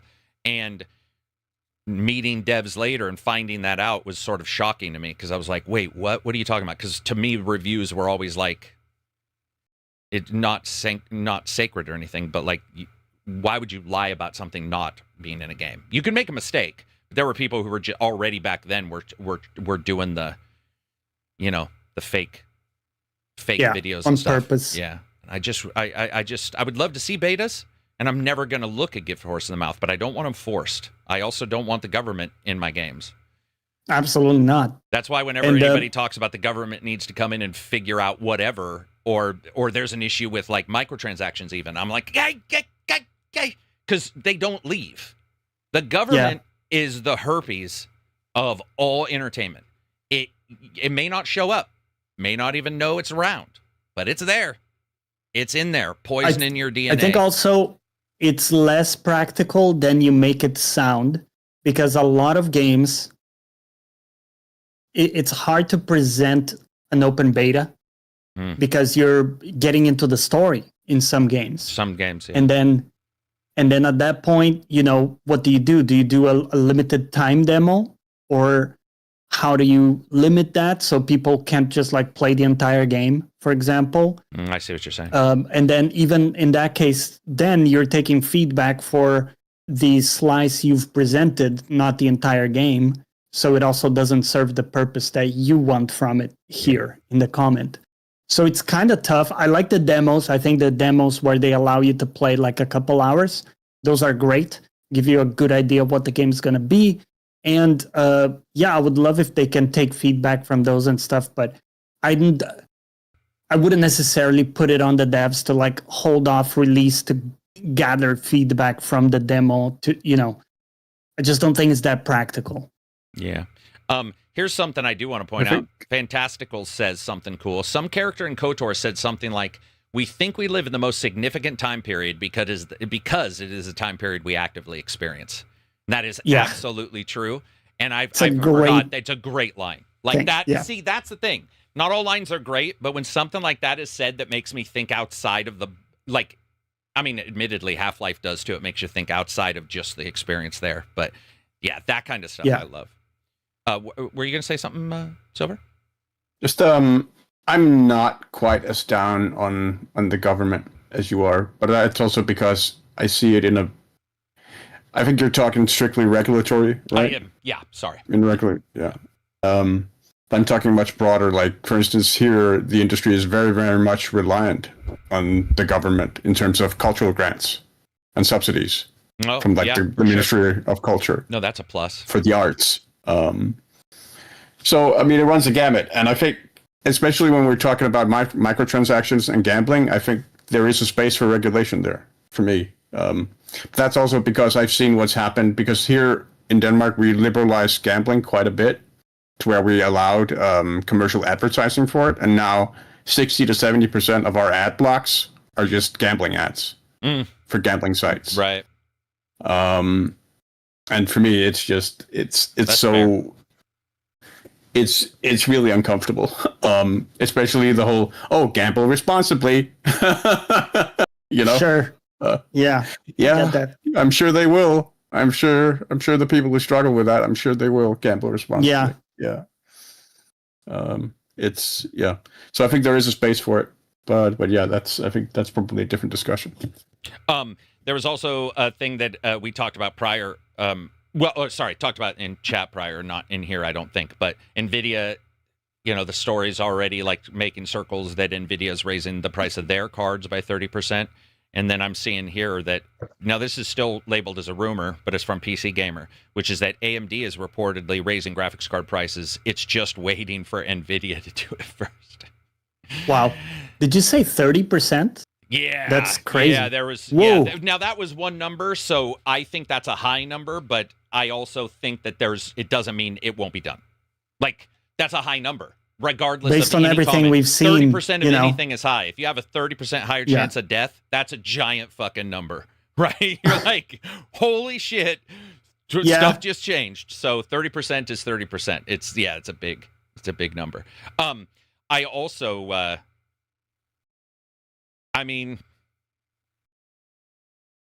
it doesn't surprise me. Yeah, I don't even know if it's in lockstep like they're saying with like NVIDIA and AMD. They're all doing their own thing. They're all raising prices. It's like, maybe AMD is waiting. It makes sense, right? Competitors watch each other. You see car companies do it. These guys release this car. We release a car like it. So it's totally possible. By the way, speaking of betas, though, I've been wanting to say this for a while, and we kept shuttling off to other stuff. Mortal Shell 2 beta is available now. Oh, really? That's what this video says. Mortal Shell 2 beta available now. You can also sign up for the closed beta for Warhammer 40K. Damn. Okay. Well, there we go. Okay, but maybe I should turn around my idea on betas. I'm just joking. I'm not gonna. But yeah, so I'll check it out. It might be console demo. It's not on Steam right now, but it could be PS5. Maybe it's just the video's title is stating it's available now, but it's really just the title of the trailer that says it's available now? Oh. Welcome to more. Okay, so here's what's described in the PS Store. So console right now, at least for this. Welcome to Mortal Shell 2. The Mortal Shell open beta grants access to the opening hours of the full game, beginning with the prologue and continuing into the early section of the open world. Players will begin the Harbinger's journey by possessing fallen shells and venturing into an early region of the open world. Along the way, you can cleanse beacons, explore optional dungeons, take on hidden mini-bosses and challenges, then press onward towards Magdalena, Magdalena, I guess, the Lady of the Woods. Progress also carries over, so that's cool. Players who progress beyond the Morrow Keep will also unlock the option to skip the prologue in the full game. Hey, that's nice. That's nice. Yeah. That's nice. As somebody who played the you're right, by the way. Baldur's Gate 3 fucking island 6,000 times, in any option to skip is good. What were we going to say? I was looking at the wrong page. There is an open beta, Good. and apparently you can just install it on Steam right now. And then Elder Scrolls Online. So I don't know if you guys keep up on this, but they got hit with the what do you call it as well? The layoffs. And their CEO wrote I want to read this. Their CEO wrote an article. I think this is pretty interesting. It says, when we announced Seasons in January, we promised you a new era of transparency. Part of that promise is being open with you as a studio evolves. Recently, we've been through a number of organizational changes and departures of teammates who helped shape the Elder Scrolls Online. We're profoundly grateful for everything they've contributed to the game and the community we built together. At the same time, we've seen a lot of questions about what these changes mean for ESO. So let me be clear. ESO is here to stay, and our team is dedicated to the future of the game. Our focus hasn't changed. It's continuing to grow the Elder Scrolls Online and build upon the world millions of players call home. Moving forward, I'll be leading the studio alongside longtime ZeniMax Online veteran Josh Henderson. You'll hear more from Josh soon, but I want you to know that our shared passion for ESO remains as strong as ever. We love this world, blah, blah, blah. But they do have to delay some stuff. They have moved Update 52 to January 2027 because they did shrink their team a little bit. And for the class and combat refresh, they are also targeting. Now, here's the worry. Targeting 2027, that's 12 fucking months, and they don't even say end of or middle of. So this part, I don't know. But it says, for the class and combat refresh, we're targeting 2027 for the next refresh. However, we are discussing some interim options for the classes. Okay. Yeah. So I'm glad that, hey, you know what? I do like the transparency from companies, more transparency. I don't think it's needed. They can do what they want, but it always helps, especially when a change like this happens. You see the layoffs. Yeah. And it's like, where's my game going? Where's my game? Where's the game I invested my hours going to? Robert says Stalker 2 update and DLC is in 2 weeks. Stalker DLC? Yeah. I guess I didn't even know that was coming. Well, that's Me cool. neither. Wasn't there already Stalker 2 DLC? Is this a subsequent one? I don't think there was yet. You think so? Like a paid Okay. DLC. Okay. For some reason, for some reason, I thought so as well. But you know what it could have been for me? Atomic Heart had 3 in a very short amount of time. And I didn't get to play them. I watched some people in our Discord stream them, so it could have been just overlapping in my head because to me, there's some general, not complete, but some general thematic things that those share. And I could have just over the top applied it and then moved on. Interesting. Another question. For the group, has having access to hundreds of games as you've gotten older, subscriptions or otherwise, made you play more, or has it made choosing even harder? Well, it definitely hasn't made me play more because I was already playing quite a lot. Yeah. How do you play more? So that it hasn't done. It has made choosing harder for sure because there are more choices. So yeah. I mean, for sure. I mean, choosing which indie game to play or take a look at, and then sort of not choosing the other ones is something I find difficult. For sure. Yeah. Yeah, I think we all feel like the cost of opportunity. When you decide to put time into this game, you're not doing so to another game, and that might cause you to never jump in because there's another game that comes up after and you never find the moment. Yeah, I can definitely see that happening. It's not as...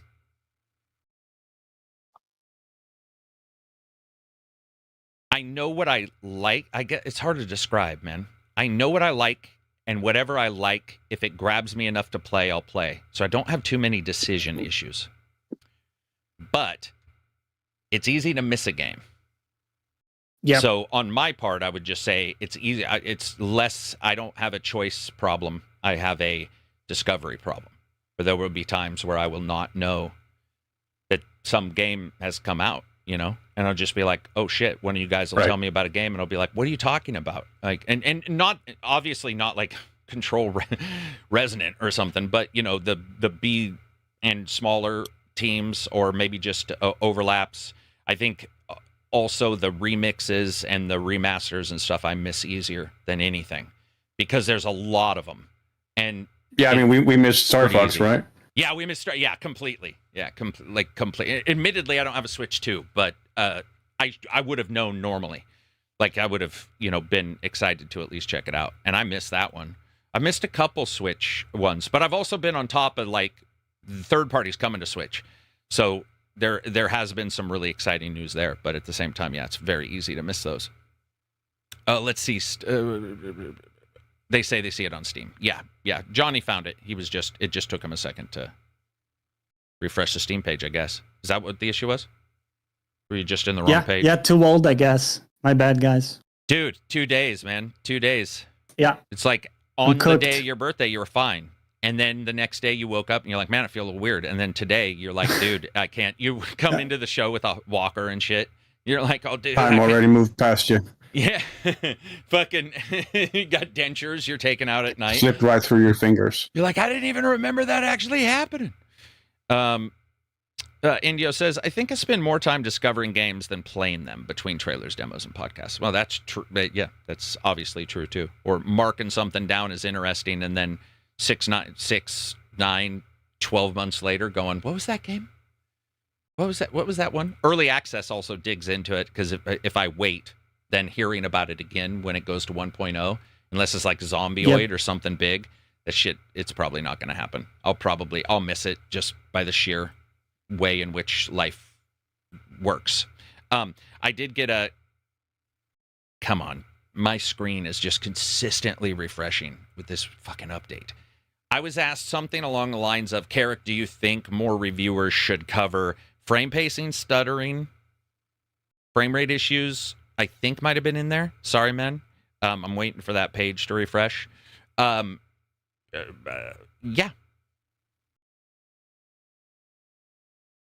Sure. Pretty much. Yeah, those are really important. I think stuttering especially, you know, if you have and frame the pacing. Yeah. I don't know cuz I don't know enough about it to say how I would explain it. Right. But I would like to see that explained because I've noticed in games where it felt horrible and then other games where it was great. So there was a clear difference. Feeling. Yeah, even though the indicator said, you know, maybe 60 FPS or something. That there was a Also, if it's a PC, if it's a PC game, also stuff like keybind functionality and stuff like that, like key mapping. Yeah, it's something I really, really miss in I'd say 98% of reviews on, say, YouTube or sites like that. Sure. I've definitely missed it because it's so, you could itemize every option, right? No one does that, but you could. But the one thing that it's so difficult because sometimes you will care about something and you'll get into it and then you'll be like, oh, this person cares. Like one time somebody was saying, can you no longer describe performance as bad, but describe it as accessibility or something? And I was like, no, I'm not going to describe that. But what I noticed was also one PC may have an issue and it may have an old driver and it may run great. And another person's with brand new stuff runs like shit because it is a PC. Like that kind of stuff is real. I mean, every single tech reviewer I talk to, it is real. And that's why some people will have 3 or 4 people playing it, but only one person reporting on it because they will want to see just how many of these different, things coming together impact this one game. And it may not just be from one system. I have 3 systems to test on, But some of these new games are so powerful or require so much power that my low-end system is now, low. And so I was looking at how do I recover that, because the only way to really do it would be to go to a bigger, better main system, which is a bill that is just atrocious, and then move the other two down. Yeah. It's crazy. And I'm like, dude, I ain't making... And it's not looking to get... It's not. And, Fighting Cowboy, just, by the way, no issue with him. Like, we talk about this stuff all the time. He does a different kind of content than me. So he had a sponsor give him a PC. And the sponsor is a PC sponsor, so it's not like a game company. It's not like Activision gave him the PC, it's blah, blah, blah. But he got that. And it's like, that's smart, because that's like $6,000, that you just got. Maybe not 6, but it was many thousands of dollars. And that might be the only way, if you want to cover things later, to be able to do it. That's a rough go. But also the stuttering thing, man, dude, I mean, it depends on your monitor. It depends on... And there's 6,000 monitors. It depends on, your video card. It depends on your memory. It depends on drivers. It depends on everything. So I don't want to speak for everybody. I think the more people who cover it, the better, including myself, cover it more deeply. But it's not always going to work out that way. Markio. Markio? Is that Markio in the super chat? I think that is. Marco? Marco? 7263. CA $10 super chat. Thank you very much for the super chat. He says, I just played... COE 33? Expedition 33. Oh, Expedition 33. Beautiful. Yes. Music, gorgeous. Premise, interesting. However, gameplay, not fun. Loot, boring. Story, mediocre. I don't understand the lofty praise. Why so highly rated universally? Yeah, I mean, it's been interesting, because Johnny and I sort of faced a pretty hostile group of people when Johnny liked the game. Which was weird. Like, that was it wasn't weird because we see weird shit in real life all the time, but it was still discomforting to be like, wait, Johnny just talked a bunch of time about how he likes the game and he had one little issue. I'm the opposite. I was very positive, just talking about, nitpicks with the game, but I liked the game for the most part, but it's nowhere near as good as like this weird legendary status. And it has been interesting to see how many people have now come in and been like, you know what? I got caught up, man. I actually don't know if I like this game as much as I did. And I don't think that's actually necessarily bad. What I do think is when you cause issues amongst others, and there's a bunch of arguments, and there's a bunch of heated whatever, because somebody says they don't like it or do like it, and you get that really aggressive back and forth. You get like Johnny saying one thing that he thought might slightly change, and you have people just losing their mind. That's bad. But I think it's pretty okay to look back on something and be like, I got caught up, or I didn't get caught up. It's not a reviewer's job. I'm talking about normal people. I think reviewers... It's good to reflect. It's healthy to reflect. Yeah. And that's one of the reasons why I usually have at least one, if not 2 entire days after I review, or as I prepare for a review, to sit and just go, collate, because, I mean, dude, can you imagine reviewing a game as you played it? Imagine how difficult. That's why some streamers, when I see them talking about the quality of game, I'm like, damn, that's got to be rough, because maybe I know where the end's going, and they're talking it up, and I'm like, this entire stream's going to twist in like the next 30 minutes when they get to this part that they hate, or this mode that they're going to hate, or this level that is bad. But it's really weird when you have this kind of tribal association where people feel like it's their personal, if you're insulting the game, you're insulting almost them personally. Right. And I don't know if that's because those strong parts of the game, like, the presentation stuff, they are so powerful that like people felt like they needed to defend the game when people attack, or not attack, but critique certain aspects. Because we also see it in other games like Dark Souls, where at the time, if you were critical at all about the game, right, you would also get blasted by fans, right? And that one wasn't because of, let's say, the story. So I think it just becomes around certain fandoms, people relate to it at a identity level. and that I think that's the tricky part. Becomes very hard to discuss. Yeah. To answer the question about what people saw in it, no, I didn't play it. I still haven't played it. But the feedback I saw from people who loved it was all about the writing for the most part, and the story beats in the game. It seems to have really, really struck a chord with a lot of people. Now, evidently, it didn't for you. Yeah, but that, I mean, that's or for the for Marcoa. But that's how it goes, right? Yeah. I think I really think it's a lot about the presentation, because that Right. was very strong in the game, and how it came together with the music and voice acting. I think it was brilliant. Certainly goes a long way for sure. I've heard a lot more mixed takes on the story and the writing. Like, some people didn't like, for example, the endings and stuff like that. I've seen plenty of that, even people who love the game. But yeah, I think it was just so high, scoring so high in the presentation, that it kind of bled into every other aspect as well. Yeah, probably. Sounds likely. I get that, but I want to understand why it hit with critics. Well, it didn't hit with me. So, and I'm a critic, technically. If you don't believe I'm a critic, then I couldn't tell you. But yeah, I mean, I liked it, but I was not bold. Yeah. There was actually multiple things that I was like, But there were also, I mean, the music was beyond fantastic, which I don't care what anybody says, music matters. There would be times I'd be exploring, the music was playing, and I was like, holy shit, this is nailing it. Yeah. This Like, is a beyond- moment. Yeah. Yeah. And I'll deal with this For sure. fantastic, fucked up UI just because I want to hear more music. You know, like the UI. I think that was your little.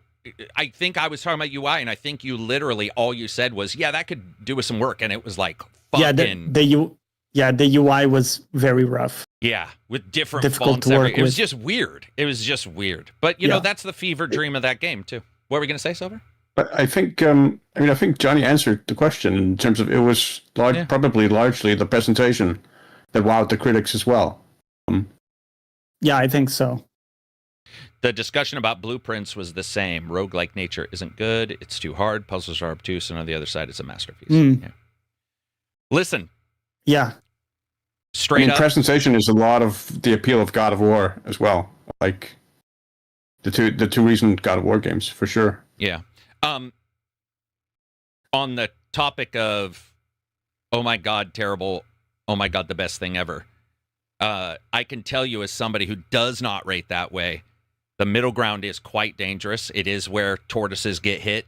You know, it is going down the 2-lane highway, going down the middle. If you just sort of think something's okay, there are times where I'll just be like, I think this is okay. And the number of people who will use that against you years later is insane, including reviewers. I've seen other reviewers like years ago. It doesn't happen anymore at all. But there were a couple who were just so mad at me for saying something was pretty good.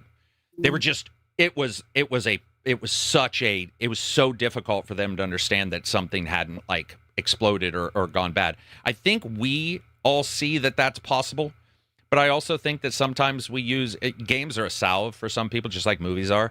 Sometimes you go in and a game helped you through a bad time, and it's all of that mixed together. And that game had for people who liked it, a cool romantic story in some way, we'll say, which, by the way, did not hit for me at all. Especially the starting like 15 minutes where I was like, why the fuck do I care about any of these people? Like, what are we trying to do here? It's just weird. For other people, it hit. Such is life. Move on. There'll be another game the very next second you breathe. So no one should give a fuck. Just to your point, how many times in the comment section do you see like somebody quote like an IGN reviewer from like 10 years ago giving a game like a 7 out of 10? Too much water. and then going like they should never be listened to again or whatever.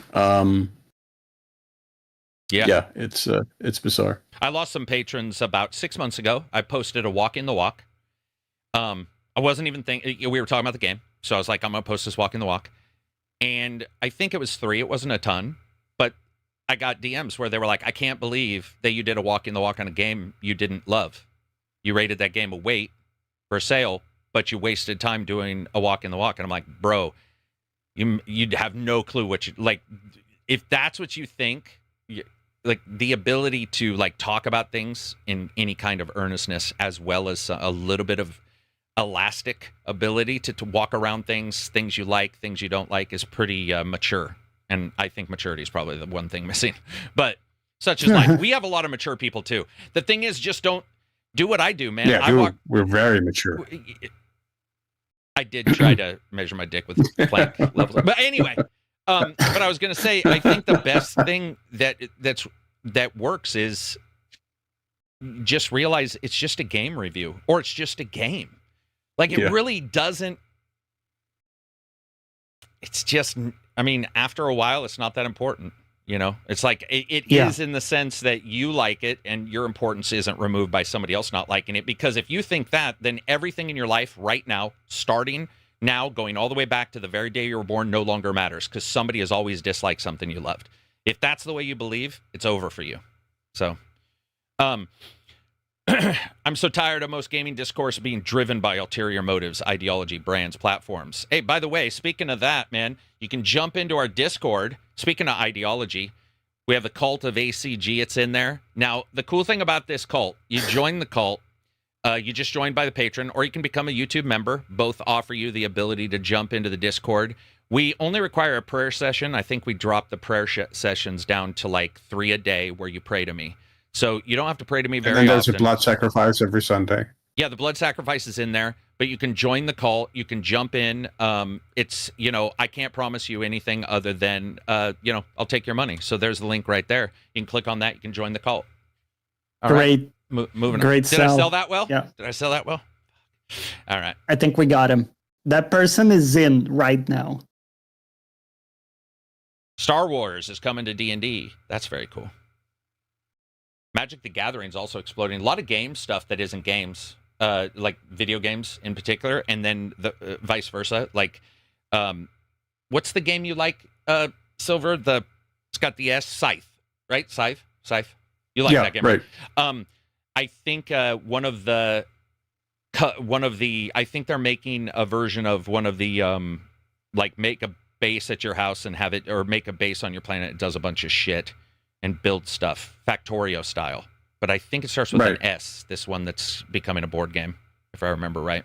Is there an S one, Johnny? Starts with Slay the Spire? No, like Factorio. Slay the Spire ain't like Factorio. A game like Factorio, but starts with an S? Does that sound right? I thought I saw the news yesterday or last night. I'm sure I did, but it's a board. It's could be another video game coming to board games. Dark Souls has come to board games. Horizon Zero Dawn's come to board games. I own that somewhere around here. So there's a lot of stuff. Slay the Spire already has one. Yeah, Slay the Spire's got one. Does a steak count as a blood sacrifice? I mean, if it's raw, I guess, but not really. No, not really. Only if it's like really fresh, or if it's human. Also. Right. Yeah, but again, it needs to be really fresh then. Really fresh. Pretty satisfactory. Thank you, Norb. Satisfactory. I don't know why. I was, and now everybody's, we're going to get 50 of these, by the way, because I got stuck on the S thing. I was just like, I know it's an S, but it ain't Slay the Spire. Space Harrier? Marco says, just to clarify with chat, not hating on Expedition 33. Glad it exists. Excited for what's next for Sandfall. Just wanted to talk about the hyper on it. Yeah, no worries. No, I don't think anyone thought you were hating on it. Just that it didn't hit with you to the level it did with a lot of other people. Yep. Yeah. And it's just one of those games that if you mention, you're going to get a... Yeah. You're going to get it was just very hard to discuss. It's just funny, you know, when we talk about it, because the response we got was so exaggerated. It was weird. Yeah. I mean, I shouldn't say weird, but because I should explain it, but it was definitely an odd one. Dodger says, I don't think anybody was reading it like that here anyway. Yeah, for the most part. We're pretty good here. Pretty good. Not always perfect, but pretty good. Vapor for Blood says the Resident Evil board games are really good. I played the second and third games based on the old PS1 games. Nice. Wow, nice. Yeah, that's actually pretty sweet. Got any questions in Discord? Like jump to the next news? Let me double check here.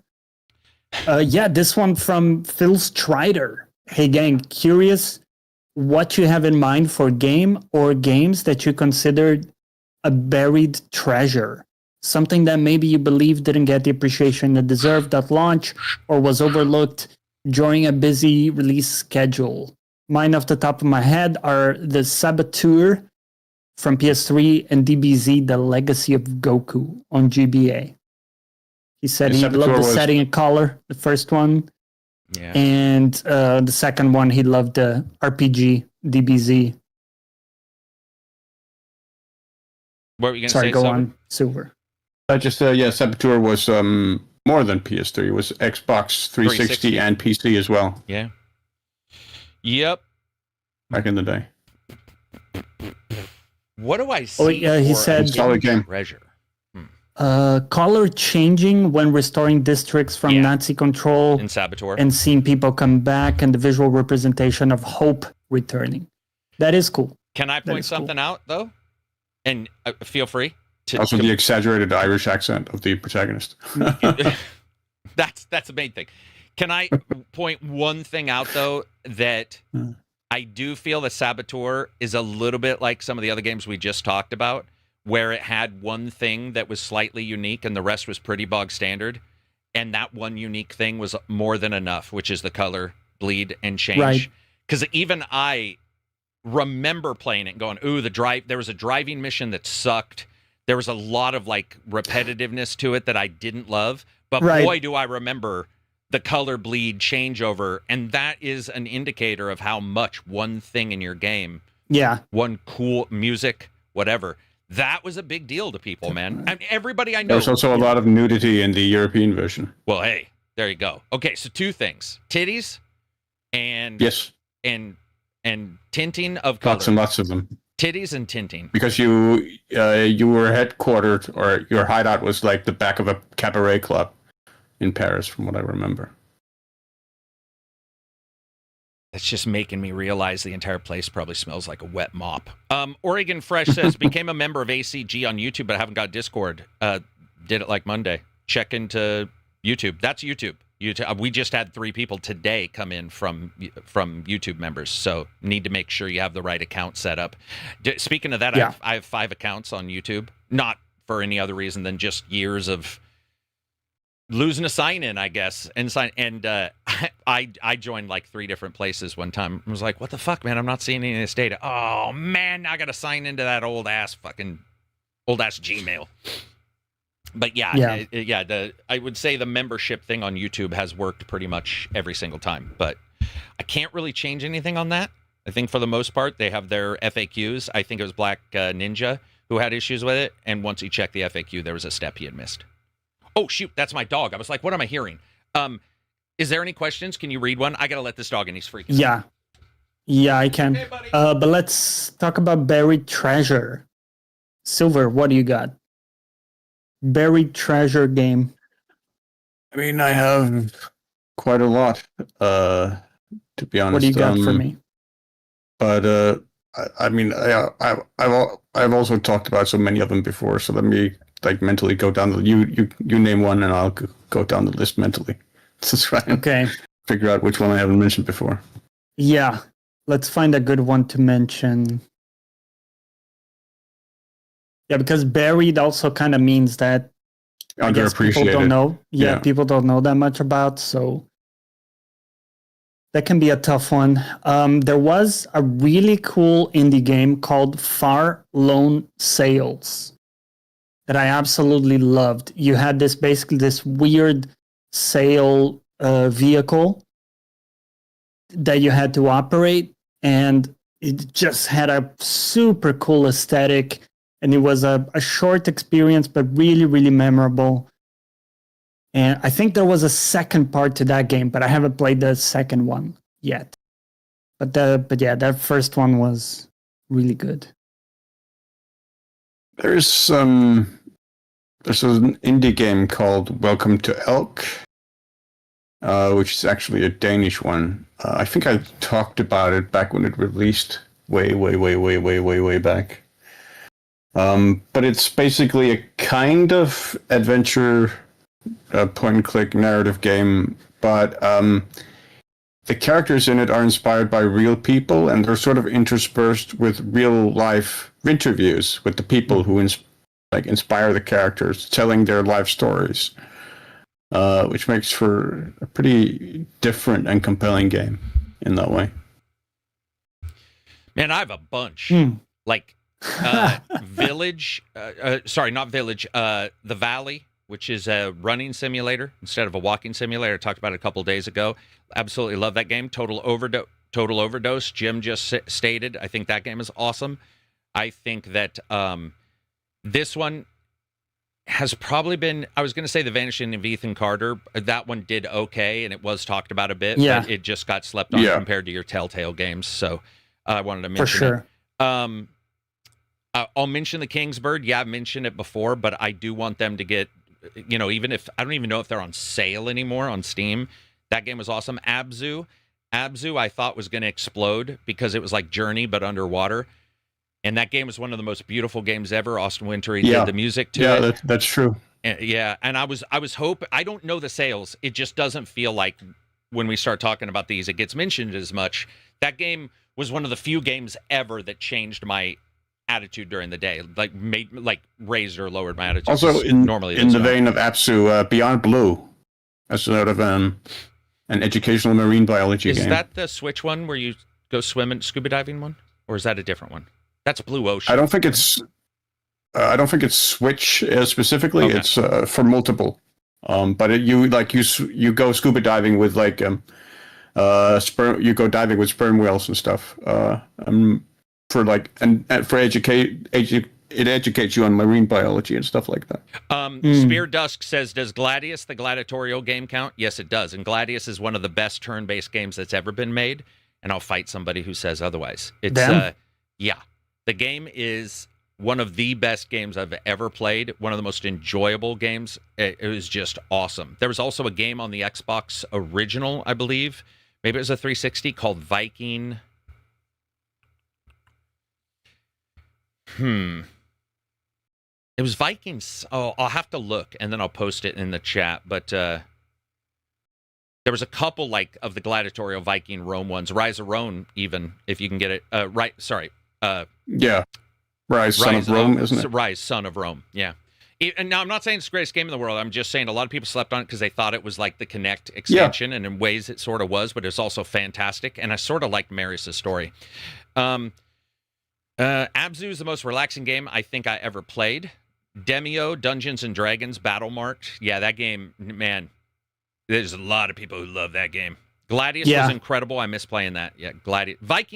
Viking Frontier. The Viking game I'm talking about is in particular a third-person game where you run around as a Viking, and the entire story pretends as if... I have to take a quick break. Sorry. Yeah, no worries. I think it's 12 or 14 hours of gameplay, and when you think it's over, it fucking takes you to a completely different map, and you have another 20 hours. I was with Cadiz, and we were playing it. We were like, dude, this is pretty awesome. It's some wonky controls, but we were like, oh, wow. Fucking dogs. And we beat it. And I was like, oh, man, we beat this. And then it shows you, on this trip to another land and a whole other adventure. I love those things, man. And I was like, oh, dude. Inscription do you know or what something it was? Takes you to a different... It was like getting another $60. It was like getting my $60 back. I was just like, what the fuck? It's a whole nother... What's happening? Because they didn't... Yeah. You just had no clue that's what was happening. I was like, this is the greatest. And I remember afterwards, we were like, dude, I just have never seen a game be like, oh, you thought that was it? Here's a bunch of shit. And yeah, it was awesome. I remember borrowing Viking from my friend on the 360. All I know is the game I'm talking about, still, they did maybe you'd call a touch-up remaster on the PC, and I remember it being rough controls. It's one of those games that has the ancient-ass control scheme that never... Yeah. You had to live in the moment. You had to live in the moment back then. Durango says, Carrick, give me one reason to subscribe to you or give you Patreon money if I could just go to Kind of Funny or somebody else who has a bigger group. Well, I'll tell you one thing. I'm actually in the Discord. Whether people like that or not. I'm sure it pisses some people off. But, I mean, the majority of the certain... Let's be honest. A lot of those creators, they have the Discord, but yeah. They don't really... They're not approachable. in there. I'll also say this: it's just me and Johnny, and Silver, but it's just me for the channel. And most of these, I think, almost every single person I know is themselves and a wife or a spouse, as it is just me. So that's another one. Number 2, I don't know of anybody else who still buys all the games or pays for their own trips. I think I told Johnny a story I found recently that I thought was hilarious, though. So I do consulting as much as possible because it makes me a little extra cash. I was consulting with a company that has a game coming, and they were asking me who to get to cover the game. We were talking about random stuff, and I was sitting there, and they were like, we got so-and-so coming. And I was like, that's exciting, man. They have a good following and stuff like that. And, you know, you don't have to pay for anything. And they looked at me, and they're like, what do you mean you don't have to pay for anything? I'm like, well, they do what I do. They pay for their own stuff. And they were like, we paid them $15K. So, yeah. Didn't even bother me. I was like, that's... Because you can type and it say checks anything. out. Yeah, it checks out. Yeah. Yeah. By the way, I show the receipts, so if you ever want to know. In fact, we give away games, so you definitely know. Rise was so fun, and I liked the story a lot. Yeah, I liked Rise. What were you saying? I'm not happy with that framing, because if we were to do that, and let's only support the big outlets, right? Talk about like shutting down all individual voices and, you know, just original contributors that pop up, people that have a different perspective. How important is it for us to, in any realm, whether it's gaming, politics, whatever you want to get into, how important it is to support like the independent voices and stuff like that.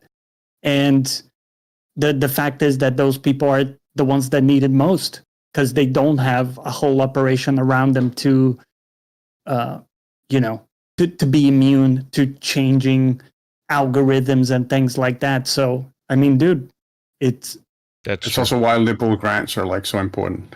Right. It's weird you mentioned that, though, because, dude, if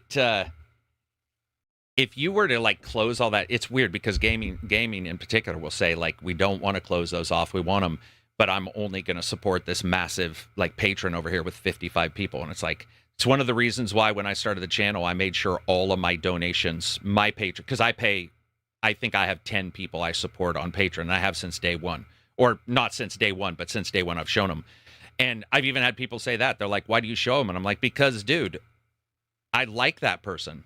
And why would I, like, put your money where your mouth is? If you say, you know, that you want to support somebody, blah, blah, blah, show the support. I support mostly small. I support Hamish from Writing on Games. Easily one of the best person ever. In my personal opinion, I wish he did a video a day. But I'm going to support that guy. I don't care if he fucking does a video every 6 months. It's like, dude, it's a couple bucks, you know? Like, I can support that guy. Yeah. I did have somebody leave a couple days ago because of what I admitted on the Friday podcast with you last week, where I said, if you wanted me to cover some of this stuff, I'm going to cover the more interesting stuff that's beyond just bitching about the companies. Within 1 hour of that podcast going live, somebody left the Patreon and was like, because I had told you that somebody else had left the Patreon earlier when I said that's how I would want to cover things, because we all know I don't like that stuff. So I don't feel like I need to like put a video out every 3 months and go, or every 3 weeks and be like, I hate Microsoft today. I hate Microsoft today. I hate Microsoft today. I hate Sony. I hate Nintendo. I'm like, I'll do that if I want. But for the most part, I want to cover the interesting things, businesses in the future, blah, blah, blah. It was less than an hour. And I should show you the exit interview on Patreon, because it's almost word for word what you and I said. In the pod. Yeah, it was. I was just like, damn, man. That's one of the times where, you know, they say sometimes don't say anything. I was like, did I cause that? Oh, by the way, that's when I lost the patrons for the Walking the Walk. That was the same thing where I was like, did I cause that? Shit, man. Like, I post how long? But at the same time, you're like, dude, this person's like, they don't even know that I did those. So I guess at the end, it's not that big of a deal. I mean, I still got Takedown to make sure to use AI and not watch the videos, right? I'm still supported by Takedown. Cheers, buddy. Thank you. Wow. That's funny. Eternal Sonata on the 360 was a really lonely turn-based JRPG that no one remembers. I remember it. It was a great game. Great game. I only remembered vaguely, though. Eternal Sonata? That was, if I remember right, maybe first half of 360? Does that sound right? First half of the 360's lifespan. It feels like it was an earlier RPG. For some. Yeah. I think Eternal Sonata was earlier. I mean, it was early 2000s from what I remember. Servant says, if you say I hate Microsoft today 3 times, Asha will personally come and give you a hug. Yeah. Yeah, let me go try that right now. See, just for science. Gaming with Passion says, I've never seen a creator spend as much time in the Discord as ACG, which also means, goddamn, get out of the Discord, ACG. Moving on from there, though, that's what I would say. Touch some grass. touch some grass, man. Let's see. What else do we got for some cool video game news? Oh, man, did you guys see the mod that changed Baldur's Gate 3's viewpoint? Did you guys see the big hubbub about this mod? Okay, listen to this. Remember, Silver, about 4 years ago, I was going on and on about Dragon Age Inquisition. I changed the camera angle. Yeah. I was like, holy shit, this absolutely has changed the way I feel about the game. Or not feel about it, but... So a modder made a mod for Baldur's Gate 3. And in it, you can zoom in and be closer. Now, to me, it's a mod somebody made. It's great. Person made a mod. The number of people that got mad at that person was phenomenal. They were like, you're touching a classic, which I got to admit was one of those moments where I was just reading it going, what the fuck? So speaking of games with weird fan bases, Baldur's Gate. Easily Baldur's Gate is like one of the weirdest fan bases that... that doesn't surprise me whatsoever. Yeah. It almost makes you not want to be... That tracks pretty well. Not want to be in the group a little bit, because like I do like the game, but I'm like, damn, man. You know, it's almost like if you went to a D&D convention and you're there normally and you want to get Larry Elmore to sign your picture, but then somebody is dressed, you know, next to you like a unicorn or whatever with a midriff, and you're like, damn. Yeah, it's almost a furry... Yeah, dude, that was some crazy shit. It went back and forth for a while. I think they finally deleted their tweet about it. They may have said something like, somebody else said something like, I wish they had done this themselves, which I don't agree with. It's actually one of the big problems I have is whenever anybody says, I can't believe this company waited for these guys to make a mod. And it's like, listen, mods don't need certification of any kind. So there isn't $100,000. That's $100,000 right there. It used to be $100,000. Yeah. I don't know what it costs now. But your certification's gone. You don't need to QA it, and you don't even need to support the fucking thing. You can just release the mod. So, like, you know, come on, guys. Asha hugs. Phil apologizes. Phil would apologize for the hugs. Right? Like, Phil would apologize for the hugs. I feel like Phil did apologize too much. Phil should have put his foot down a little bit and been like, this ain't my fucking gig. I didn't make fucking Redfall, man. That would have been amazing. I wish there was no CEO do it, and we would hate him after a day. But it would be so great if, like, a CEO stood up and they're like, "So it's refreshing. I need you to be totally transparent on what you're going to do for the next, 6 years at your company." And for a CEO, just be like, "The fuck are you talking about, idiot?" Just be like, "Damn, that's crazy." Guys, you haven't seen the Tekken community, bro. I live in the Tekken community. It's called Solar Sphincter. One person has proven to me what the Tekken community is like. Never, Solar, I hope you're listening, never have I seen a man degenerate so quickly as Solar when he plays Tekken. From, I'm gonna tech grab you, I'm gonna kick you on the ground. I can't believe you tech grabbed me and kicked me on the ground. And I'm like, Solar, you just said you were doing the same thing. Yeah, but it's cool when I do it. Just that kind of shit. And you're like, damn, that's some rough stuff. They know the names of every character. They're like, got to watch out for this guy, man. He's got a spin kick. That shouldn't hit me. I'm like, it did, though. And if you pulled it off and hit somebody, it hit them. The game says it hit them or hit you. You got to deal with it. But it shouldn't have hit me. But it did. It did, dude. I mean, we can sit here and argue. I love those. I do. And I love him. He cracks me up. I bet all these people complaining about Baldur's Gate 3 mod were just Sven using lots of different accounts. It wouldn't be Sven. I'm not saying it anymore. It wouldn't be Sven, but there are people at that company, but it would not be Sven. What else do we got?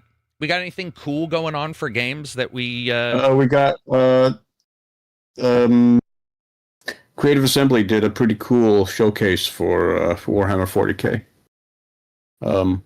Last week, where they showed off off a lot of the new changes they've made to the new engine and to how ranged combat works in comparison to Warhammer. And it's looking pretty good, honestly. Like you have your regiments can strafe now and move backwards while firing. The projectiles are all actually simulated. Yeah, it's if people haven't checked it out, I recommend checking it out. It looks, to me, it's the most solid look at the game we've had so far. Especially because they're just sitting down playing it and talking about it as they're playing it. Right. So yeah, I mean, it is from a build that's a couple of months old now, or several months old, they said. So the showcase they're making at Gamescom here in August is supposed to be a lot more accurate to what the current state of the game is. But yeah, to me it looked impressive. It's got me pretty excited. It still looks mostly, or more rather, like a large scale Dawn of War than how I've typically regarded Total War. But that's not really a criticism. That's fine. I mean, Total War can evolve into other things. But yeah, it's looking good, I think, so far. Silver, it triggers me that in the title they put 40.000 instead of 40K. And when you search for 40K, Total War, Warhammer 40K, it doesn't come up because their SEO sucks. So just putting that out there. Am I right in being triggered by this? Or is it the correct way to type it 40, like 000? It's the correct European way to type it because we use the dot, whereas Americans would use the comma. And here we go. No, but isn't it 40K? Isn't it just like 40K instead of they like on the boxes they will write the 3 zeros. Would they? Ah, okay. Yeah. And dude, far be it from me, but I got to agree with Silver. It depends on not only probably what fucking continent you're in, nation you're in. It could be the state you're in, and somebody could have a huge difference in how they pronounce something. It's been around for so long that the rules for like the naming conventions and all that kind of stuff and who agrees with what and blah, blah, blah is hilarious. It is sweaty nerds, man. It is. You'll be celebrating it, and there'll be the type of person that stops you to be like, actually 35 minutes ago, when you said sweaty. When you said this, you actually, slightly mispronounced this, and you're just like, oh my fucking God, dude. Yeah. Seriously, man. I'm excited for it. I think this is the most positive I've heard Silver talking about it, because I know we were trying to figure out. It's the most positive I felt about it for sure. Yeah, I think that's cool. I just need to see. Yeah, like watching them play it, I think that's always your better. I mean, it's not as, for some people, it's not as catchy, versus a trailer with some footage, CGI with some footage. But I'm more into. I don't need more CGI from them. I need like the gameplay. It's like WoW. I know WoW's CGI isn't going to look like WoW. It's awesome, but I'll watch that separately. I just need to see the game. So, yeah, I think the gameplay looks good. I'm wondering about the factions, because with the current Total War, you have so many factions, right? With all the DLC that's come up, and they're very distinct. You have like snake people. You got all these different kind of things. Yeah. But with 40K, isn't it the fact that the different factions, you have, I forgot the names. I used to know some of the names from Space Marine 2. But, you got these different factions. But when it kind of boils down to the units, they're not that different. The armor is different. But if you were to look at it from an Eagle's point of view, it would kind of all look similar, isn't it? Would you actually have these different factions in the same way, or would they have like maybe different races that they would throw in there? Like, how do you think they would do factions? I think they would largely do it the same way. I do think 40K lacks variety in comparison to Warhammer Fantasy for me. But there is still variety there. I mean, you still have like the Eldari, the Tau, the Necrons, all very distinctly different. And the orcs, of course, the classics. Sure. Yeah. And in this one, we're going to have the core four to start with, being the Imperial Guard, the Space Marines, the Eldari, and the orcs. And then they're gonna expand from there. And I would imagine that the aim is like with Warhammer Fantasy, Total War Warhammer, that the aim is to eventually try and include all of them. So we'll probably get like packs for each separate Space Marine chapter, I would imagine, like the different factions there. Every single one of them. Can you imagine that? Yeah, all so 20. Many, man. Yeah, there are 20 of them. And probably the different chapters for the Chaos, or I forget, embarrassing, but I forget what they're called. The different houses or factions of the Chaos factions as well. Yeah. The Chaos Space Marines. And probably we're going to get a Chaos Demon faction as well. So yeah, I think there is a space for a lot of variety. Some of the factions have very, very limited variety, frankly. But some of them do have extensive variety and extensive support throughout the game's really lengthy lifespan by now. So I think those are the ones that you build on first, and then you build on the smaller factions from there.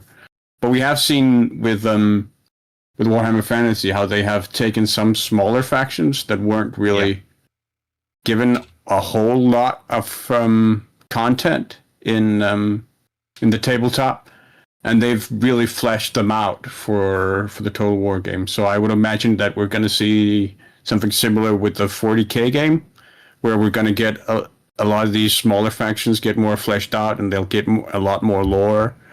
And probably Games Workshop will try to cash in on that, I would imagine. Yeah, I mean, the nice thing about this is in the past, I grew up at a time where, like, you would see that kind of stuff, but it wouldn't be supported by good gameplay, or there would be it's like, it is cool to see Warhammer doing well. And, I mean, nobody wants to do 25 DLC packs, but 25 DLC packs is like day zero for American Truck Sim or European Trucks. So, at the same time. And that is their bread and butter, you know. It is the way they've done things. Yeah. I mean, it would be cool to not do things that way, but I think I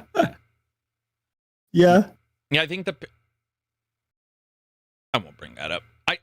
I will, but tangentially, weirdly enough about the packs, I was watching a stream yesterday of a non-video game stream, and I was stunned. I'm not saying I won't do this, but because I don't understand the underlying drive, I don't think I would be able to do it. It was a normal stream, and they literally had achievements in the stream for the patrons. And they were doing points. So if you gave $1, it would be, I think it was 2 points, and then a certain number of points meant another video. Now that to me makes sense. You know, you might tell people, hey, if I get to this level of blank, we'll do this other kind of video, right? But it dawned on me just how everything's microed. Like, it's just like, it was sort of that moment. I didn't feel bad. I wasn't mad about it or anything. In fact, I'm sure I'm late to the party, but it was interesting to be like, whoa, like they've got achievements in a random stream that's like, it wasn't tracked by anything. It was just their own set of stuff. Smart move, by the way. Again, not dissing on them, but it was just one of those things where I'm like, everything is microed. Every race will be microed. It's just the way it is. I've been using Duolingo a fair amount lately, and it really has started to bother me how much that app tries to push me towards microtransactions. Oh, buy a booster pack. You know you want to buy a booster pack. Buy a booster pack. What? What's a booster pack? Vowels? No, it's like, because it'll host these like mini games that are timed. That you have to run through, and then you will earn more and more XP.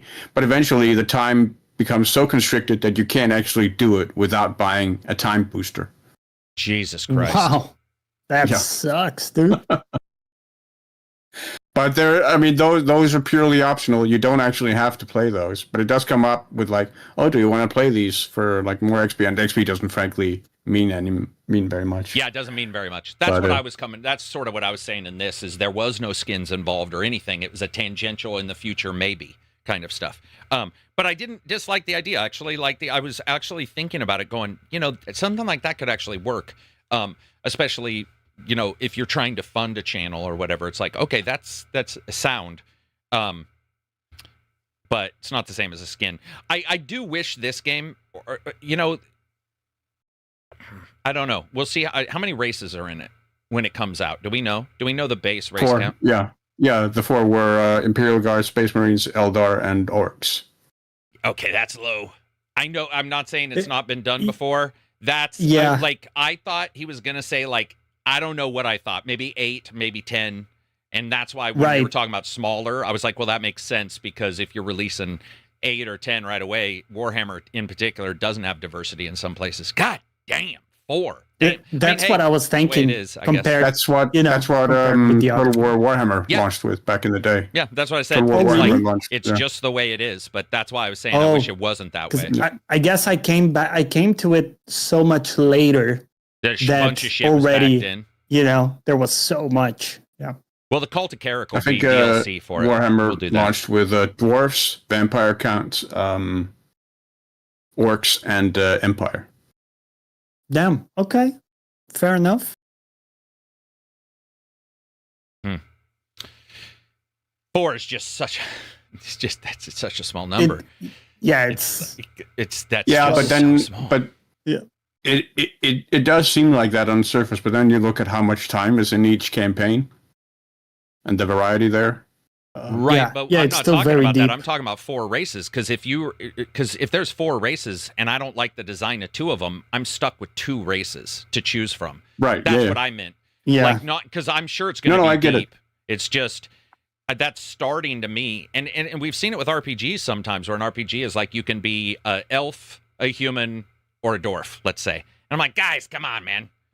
At some point, we gotta roll out some other races here. And that's how it worked for me too, because I started the campaign with factions until I found one that or 10. I liked or something. Yeah. On the other hand, sometimes you'll get that race that seems to be either boring or seems to be trite, and it turns out to be good. I will say Age of Wonders 4, one of the reasons why I liked it so much is there were so many races, moment 1. In the base game, so you bought it and you're like, holy shit. Maybe you could say there was too many. I don't agree with that. I think there was a lot, and that was awesome. I do like that. I do like when you have that big choice. But everything feels gamified now. It is, and I'll make sure to post that as long as you give me money. I'll give you 2 points per dollar. Whoa, Carrick. 2 XP. Don't like the look of 2 races? Yeah, it's true. I don't. In fact, I think that Warhammer in particular has very strong ideas on how they want things to look, and that makes it harder for me to gravitate, because there isn't which is fine. Their version of generic is still really a thing, which I adore and I support them, but at the same time, that means you might just look at them and be like, damn. I will say the range of customization that will be possible for your regiments and stuff looks insane. Does it? Yeah. That'd be cool. Y'all check out Alien Fireteam 2? Is it out? I don't think Alien Fireteam 2 is out. But so no, I haven't checked it out. If it's out, I'm going to be mad. Age of Wonders 4 is a freaking gem. Age of Wonders 4 is one of the best games that has been released in the last couple of years in its genre, without a shadow of a doubt. If you haven't played it and you even slightly think you might like it, you're doing yourself, your family, your DNA, your genes, nation, state, race, a disservice by not playing it. Sex, everything. Yeah, you quite literally are bringing dishonor on your family by not playing that game. It is so good, man. It is dishonor your family. Ooh, somebody's going to be like, he was teasing the Japanese. You're in trouble. By the way, I don't think you were. What's this say? I hate when RPGs have limited character choices like that. Yeah, true. By the way, I want to say it's amazing that your username is the third turd. The third turd says, I hate when RPGs have limited character choices. What else do we got? We have anything else? It's actually been a slow week. I thought we'd have a ton, but then I realized we covered most of it because, EA, shit. Yeah. Okay, long story short, EA is going invested and out of the public domain, next week, I think, is when the Saudi investment group buys them. Looks like the Saudi investment group will buy them. Yep. Other than that fact, I don't have much to say about it. So, like, practical implications, what do we expect? Like, I mean, it's going to be private equity owned, right? Yes, correct, yeah. It's really what it is. to what extent, would that change? That changes your stock. You don't have to talk about your financials. So there won't be the EA's financials this month, which I'm sort of all for when it comes to the overreaction or underreact, where you get the stock market doing this in these companies we've seen outside of EA. I'm talking about that kind of stuff is like something I'm so tired of seeing. Like but at the same time, Silver and I talked about it prior to the podcast a little bit, but that is definitely it's definitely yeah. A I mean, situation. private equity is not known for being consumer friendly or or labor friendly or it's Somebody just said Sony responded to something. I think maybe the no physical thing. I'm looking. I don't see it on any of the game news sites. Let me look. Sony responds. That's all I should have to type in for this to pop up. I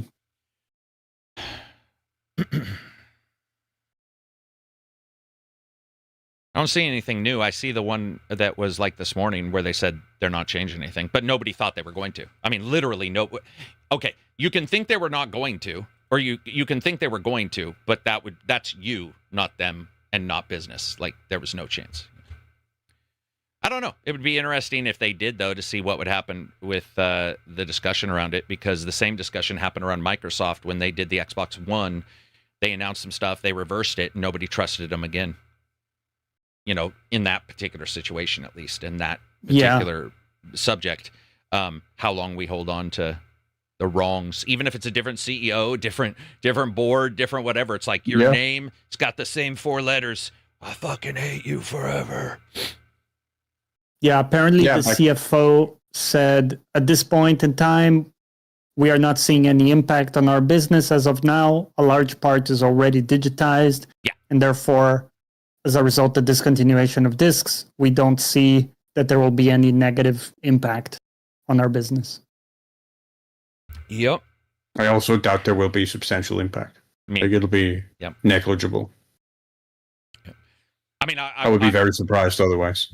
I want it because, like, it'd be great to have physical. I've been on both sides where it's like it was great to have digital version. And there are genuine concerns about the whole digital ownership situation, for sure. Yeah.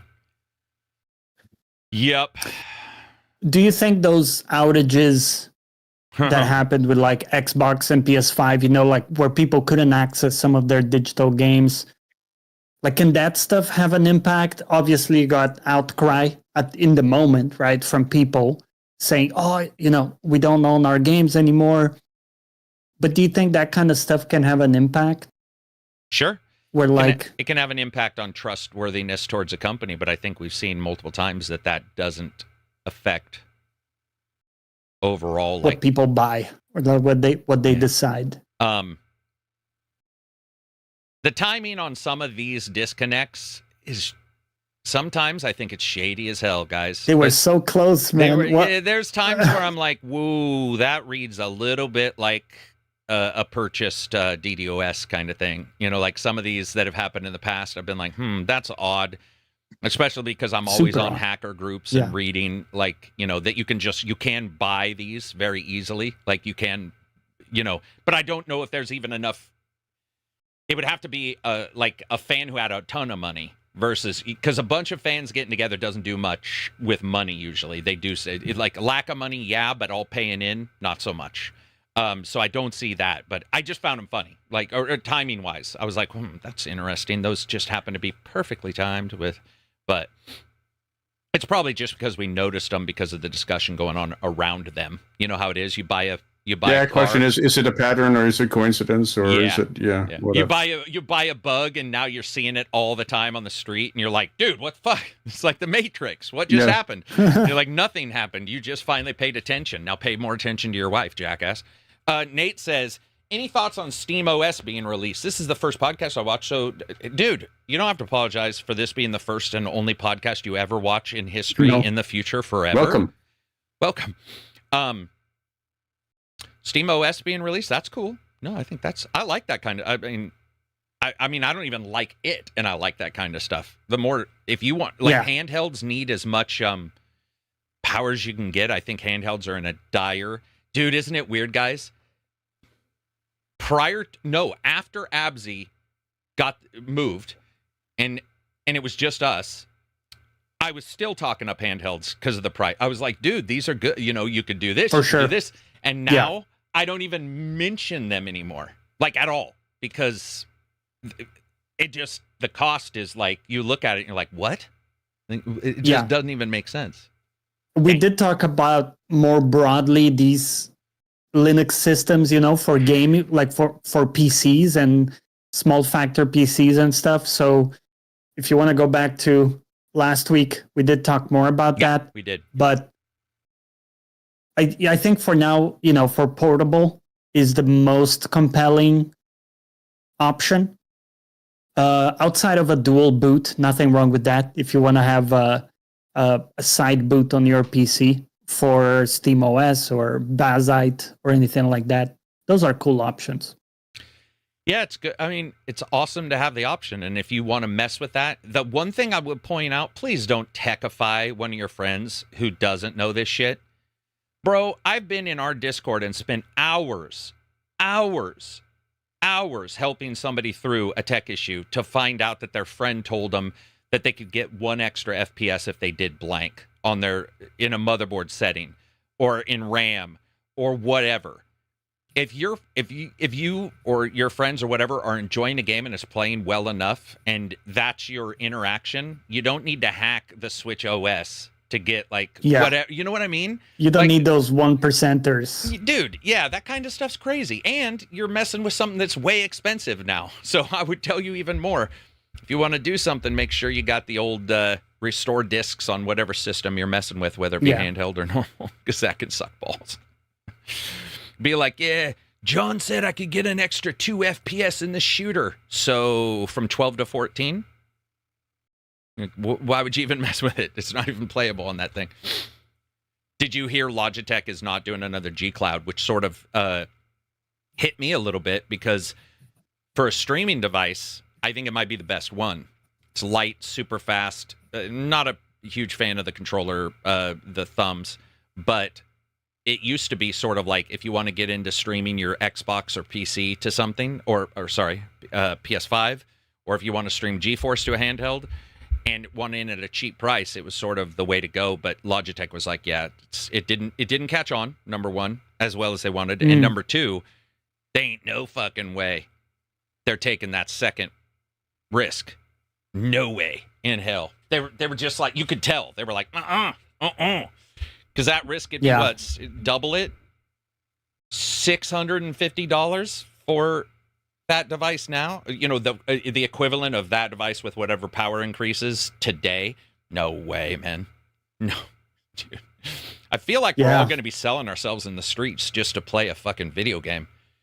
It's definitely, I don't know about you guys, it's my most expensive hobby by and it was originally, but I was able to choose. I sort of knew the quality of something. But as somebody who likes paintings, art, music, obviously music isn't going to be high because even with a ton of subs, it's not going to be expensive too much. Yeah. Other than the album, maybe. Comic books can get sometimes expensive, but you can, again, sort of meander around that. It's definitely my most expensive hobby by... I have airsoft as a hobby, and it's more expensive. That's fucking mind-blowing. And, bro, I have guitars... Like you've got this one right here is an American Strat. It's a beautiful guitar. A PC right now is maybe like twice the price of, you know. It's nuts. Yeah. So weird. It's weird too that some things haven't gone up. You know, like controllers Right. so far, Yeah. and controllers got chips in them, man. I feel like that's going to happen real soon because I was just telling people about the Vader, and I was like, "This for the price, you cannot go wrong." This Yeah, is Vader is good. I've been using it, by the way, as my main driver. mine too. It's been great. My main driver, and I'm just like, this is probably one of the best deals I feel I've ever got on a peripheral for a device of all time. Like it's amazing, and I just keep waiting. I just keep waiting because it's got to happen, right? There's got to be a day where those go up in price too. It just feels like it's gonna. It's gonna happen. If You had want- a topic about portables. Did I just say portables? Because I'm pretty sure that the Logitech was the discussion. Oh, was it? You were saying, has portable PC gaming changed what kinds of games you buy? Is Oh, that no. sort of... Oh, that was a question we got, I think, into one of my streams. Okay. Or do you still think handhelds as a secondary platform?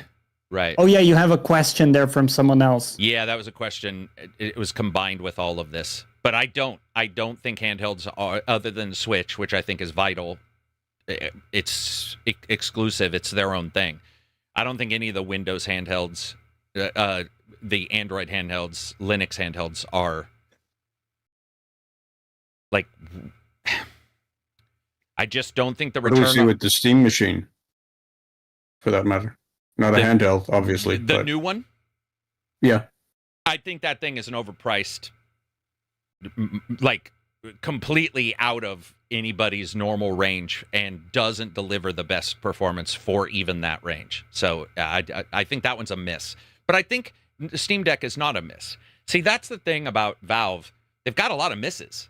They've got a lot of hits too, but hardware in particular, I just don't trust Valve because I saw what happened to the Steam machines the first time, and they do abandon shit. So like, it's very hard in the old days to suggest them when they were cheap, and now because I'm a money like what my utility, what I worked for, Right. what does that pay for? I feel like I can't even suggest any of them, Silver, like any. Even the ones I really like. Like, I would never tell somebody to get any of the Legions. I would never tell anybody to get any of the new ones. And I think that sucks because I feel like we were just discussing about how amazing it was to have a handheld that could be a PC, hook a server. Dude, I hooked a fucking server rack to it. Or not a server rack, but a hard drive rack to it. Had a couple hard drives on it, USB, served my shows off of it. I was like, this is fucking amazing. Take it off, run around, play it, put it back on. I can still do that, but most of my friends can't. There's no way they're going to be able to pay, especially for a device that underperforms critically at all times, because the handhelds always do. There isn't a handheld you can buy and say this overperforms. They always underperform because that's just the way they were made. And it was fine back then, but Yeah. it costs so much. A bum named W. I can't see the rest. $4.99. Walt. My last one didn't come in, even though it was in chat. YouTube is wild. Thinking of finally joining the Discord this weekend. Any tips? The exact super chats we got, and it didn't come through. Your first one. Tips for a new person coming into Discord? Enjoy yourself. We don't even need tips anymore, man. Our yeah. Don't be shy. Yeah, don't be shy. I mean, our Discord, the moment somebody comes in, everybody's like, what are you playing? And then somebody wants to play games. It is genuinely a pretty awesome place because of the people. Not because of I me. would say don't I get try to intimidated with the voice chats, because sometimes you might see, a number of people in there. You might think it's going to be like difficult to join, but it's very welcoming. Like everybody's really approachable. Carrick's in there. It's really nice. Yeah. And some of the best times, it'd be hours, man. People just be straight. I used to worry about it, man, because I'm such I have host anxiety a little bit, and I'm like, you guys got to be having the best. Yeah, you want to be a good host. Life. Yeah, so I'm like, we're gonna rip it up in here. But after a while, I'm like, okay, that is not some of these guys' like bailiwick, man. They'll Some come days in, we're just hanging, muted, and they'll come out if you say hi or whatever. But it's like sometimes people are just in there to engage in a fake couch co-op would be the easiest way to describe it. Yeah. And then when you talk, then you see the mics all unmute and people engage. But it's like there's a comfort level there that doesn't even exist in my normal friends. Because I'll tell you, if my normal friends came over and didn't say anything for longer than like 15 minutes, I'd be like, dude, are you okay? are you okay? Yeah, but in there, they'll just be like, yeah. what's up? And then people just be like, boom. And a lot of people will mute. They'll say, my wife's in the room and we're talking, so I'm going to mute my mic so that like personal discussions don't get into it. Yeah. And that's it. Yeah. It's a blast. It is truly a blast. It's definitely the podcast and the Discord. I mean, covering games is a bonus, weirdly enough. I think it's switched. I think in the old days, covering the game was the primary thing. And then like podcasts were, you got to do a podcast because you covered the games and you got to have people in the Discord because you covered the games. Now I would say it's almost reversed where I'm like, yeah, I get to cover games. That's great. But the big thing is, a 6-hour description of Australian wildlife by Turum, and then another 4 hours of one of the like truck drivers coming in explaining what it's like to drive cross country in a semi. Yeah. And you're just like, damn. That's why we really hit the niche of truck drivers. Truck drivers and teachers. Now, teachers, it makes sense. They come in because they want to feel depressed. They come in and they're like, man, this is our future and it's shit. So they come in and they're like, damn, this is sort of like a little bit of cutting.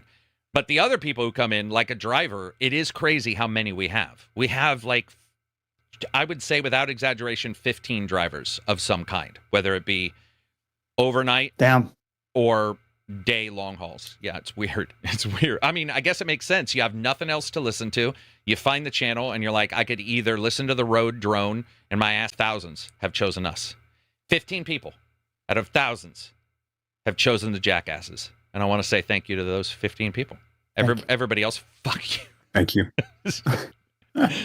Oh, man.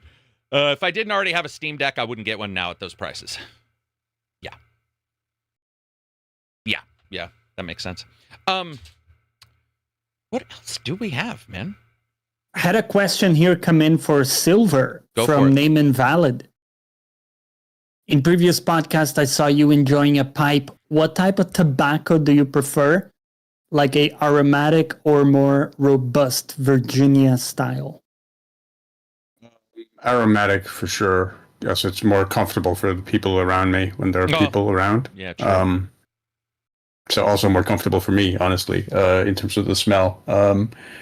But I do actually have a Virginia blend in my tobacco. It's called Madagascar, and it's just a blend of various tobaccos, including Virginia tobacco. I know nothing about that. Is it actually like nicotine? Yes, there's nicotine in it. Yeah. Okay. But of course, one of the good things about pipe smoking is that you don't inhale. So you don't inhale the smoke into your lungs. Right. Yeah. Wait, so do you just goes into your mouth? Into your mouth. Yeah, just into your mouth and then back out again. Yeah. Really? So it's just like you want to get the flavor of it, I guess. It's just like all your girlfriends, they don't swallow. Whoa! It's fine. End of the podcast. I figured if I said it now, we could just roll past it because we can get it out of the way. Either somebody was going to say it. We all thought about that. We all thought. Yeah, we all thought about that. Is the pipe a hand-me-down from a family member, or did you go out? No, I bought it. One? Yeah. Like 2 years ago now. Only 2 years? It's just yeah. Man, I feel like it's just a nice way with my pain management. It's a nice way to sit down and just relax and focus. Do you get to choose the nicotine content in that? Like, do you know ahead of time? Like, is there a nicotine readout on? Because I know nothing really about pipe smoking in particular. Do you like? I haven't paid attention to that. You at pay all. attention to the aroma and all that kind of stuff, and then yeah. I went with a blend that sort of looked appealing, and then I liked the smell of it, and I've sort of kept it since. You know what's blown me away, guys? It just goes to show you how easily humans can be broken of whatever like overall moral outrage they may have. Smoking, obviously bad, right? It is. Fucks up your lungs. You're breathing in a mist into your lungs. I don't even want to breathe in mist from outside into my lungs, let alone nicotine. But it is crazy how many people do nicotine lozenges or the packs now.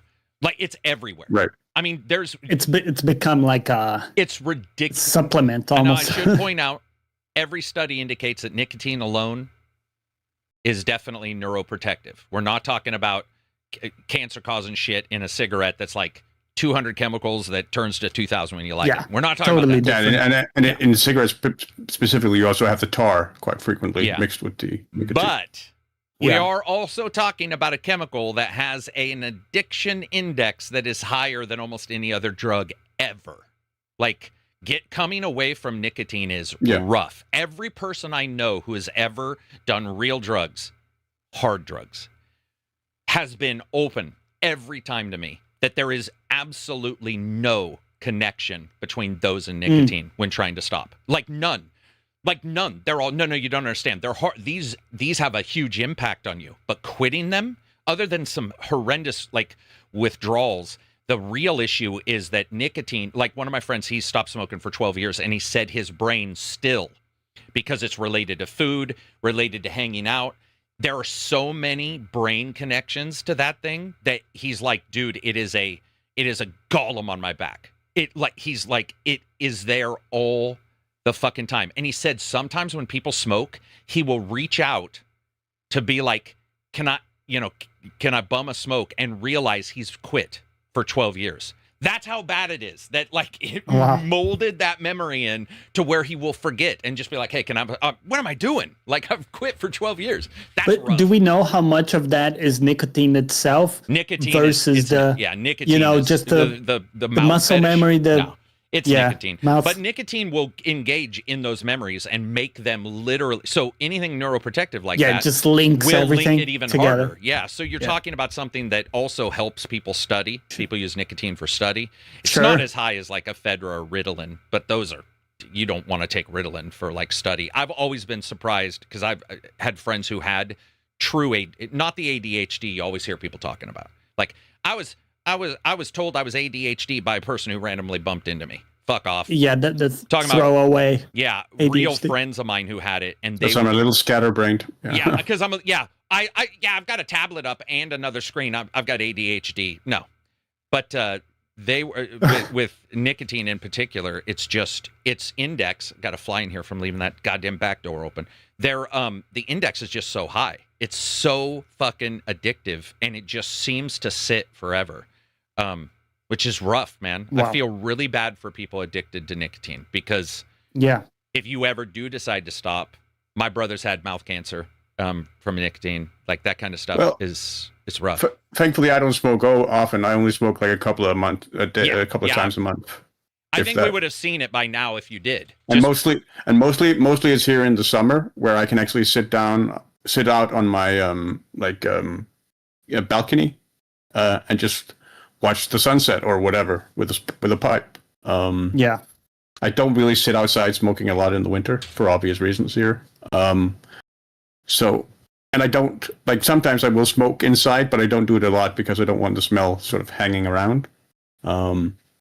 So yeah, it's not. I'm not addicted to it yet. I don't really feel a craving for it. It's just a nice thing to sit down and do. And it's what I really enjoy about the pipe smoking is the like keeping the embers alive is really meditative with your breathing.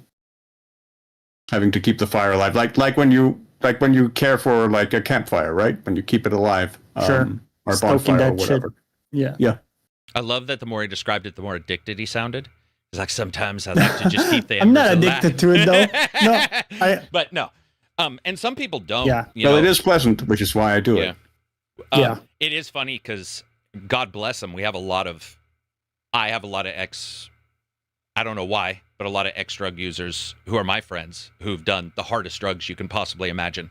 Yeah. And then in our Discord, we sort of have a group that have experienced, various altered chemicals. And it's so crazy to have somebody be talking about DMT 1 second or injectables, all this crazy, and then be like talking about nicotine. And you're like, dude, this person sounds hard up for the one thing that you can buy just right off the store. But that doesn't surprise me because Phenibut you can buy off the store shelves, and I can't believe that's on store shelves.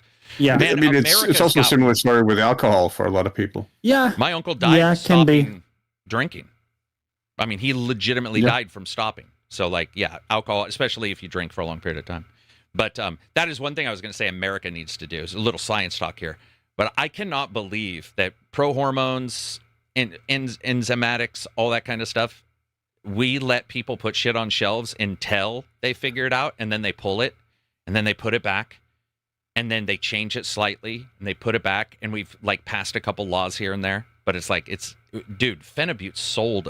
That shit is like, you can go and look that shit up. It's one of the roughest to come off of, like, social drugs there is, and you can literally just buy it. It always stuns me. Damn. That, like, yeah. It's crazy. Dude, when I was, this is about 15 years ago, right before I started YouTube, a bunch of my friends were taking pro hormones, which are basically they're sheathed with a chemical. You swallow them, and they were all of the roids you can imagine. So Deca and Tren and all those, the really hard drugs. And what had happened is you swallow it, they made the chemicals so that when you digested it and when you put it through your system, it would turn into the steroid.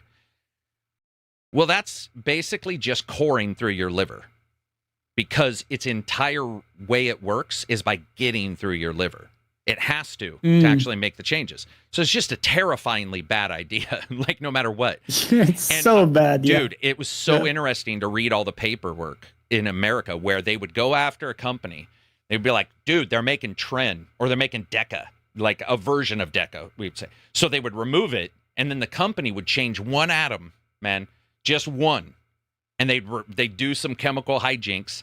That would be back on store shelves. And then the company, yeah. But some of the laws in the last couple of years have definitely fixed that, and should continue to, because at GNC, listen, if you want to take your creatine, that's one thing. But I got to tell you, as somebody who's lifted all my life and always powered through that stuff and always really been interested in like what a chemical can do, whether it be roids, but I'm always interested. But the idea that you can walk into a GNC and buy half that shit has always blown me away. Like, it's just always been like, what the fuck? Are you gonna tell me I should stop taking creatine? No. Creatine is creatine. It's weirdly enough, creatine now, there's a lot of studies that are indicating creatine is actually possibly better for your brain than it is all your other shit. I've been seeing that. Yeah. Kind of weird. Creatine, man, when you grow up, creatine was, you'd have people just bloated as shit from taking, like, way too much water weight and stuff like that. But it's gone up and down. But yeah, the recent studies are that there's some neuroprotective stuff in there, which we all need. I feel like right now, in today's day and age, where it feels like Alzheimer's is earlier. I mean, you're seeing these reports of, like, 38-year-old guys in Europe who just full-blown Alzheimer's, and you're like, dude, something's wrong. Like, that's like, wow. Now, it could be reporting where we're taking in data and we're not assuming it's something else and, like, some other thing. But yeah, it's like, I feel like we need as much as possible. So, hey, I was going to say take that nicotine, but I'm not even going to joke. Don't. I mean, if you don't want to. Alcohol can legitimately kill people. Yes, yeah, it can, unfortunately. Yeah. That's what killed my uncle. It can also kill people who don't come off it. Yeah, right. Yeah. I mean, fair's fair. I'm glad I don't like the taste of it, man. I feel like I dodged a bullet with that shit. Like, because I just have such a, like, the pain pleasure thing is so easy for me because I don't feel a lot of pleasure drinking usually. Right. Like, there's some stuff I like the flavor of, but then I get the same thing from the alcohol-free versions. Right. So it's so easy for me to just, like, nip that in the bud. Yeah. Yeah. Yeah, I always, like, especially for a family of, my family with a lot of addicts and stuff like that, I'm like, dude, that's the one thing. Yeah. For me, I grew up in a culture where, like, in Denmark is the youngest binge drinkers in the world. Yeah. Like, we were binge drinking on the weekends when I was 13 to 14. God damn. Like, I think we were around, like, 14. And we were going to, like, parties at each other's, and the objective was just to get as drunk as possible, to get so drunk that you blacked out or vomited. Then you were kind of cool or whatever. Yeah. That was the insanity of, like, I had no interest in that, but that was what most of my peers were doing. Just getting blackout drunk on the weekends. like as kids? I mean, I'm sure we had a couple. I know we had a couple that were young, you know, whose parents were drinkers or whatever, and they'd tell a story or two when they come back to school. But it wasn't that big. It was like a couple, and even the people who would later become drinkers that I know from my school or whatever were even stunned. Like a group of 13-year-olds going getting blackout drunk without like a bunch of parents being involved and being like, "What in the fuck is going on?" Is just. Yeah, it wasn't happening at that time. I wouldn't even want to go back to school now, man. I mean, there was a general like culture of alcohol consumption. Like drinking and driving was pretty normal. Like it was normal. Like pretty much all the truck drivers who drove the trucks for the breweries, they were all drunk. Like damn, really? Yeah. The only experience I have with driving is getting a ride from a friend's dad. And we jumped in the back of the truck, the open-ended back end of a pickup, and he's just driving us home, drinking Coors, and we're sitting on the edge, eating pizza. Wow. And now when I think about it, I'm like, what the fuck was going on? Yeah. But back then, the drinking and driving it was definitely illegal, but it was like a lot of people were still doing it. Yeah, it was culturally ingrained, sort of. Yeah. Yep. Yeah.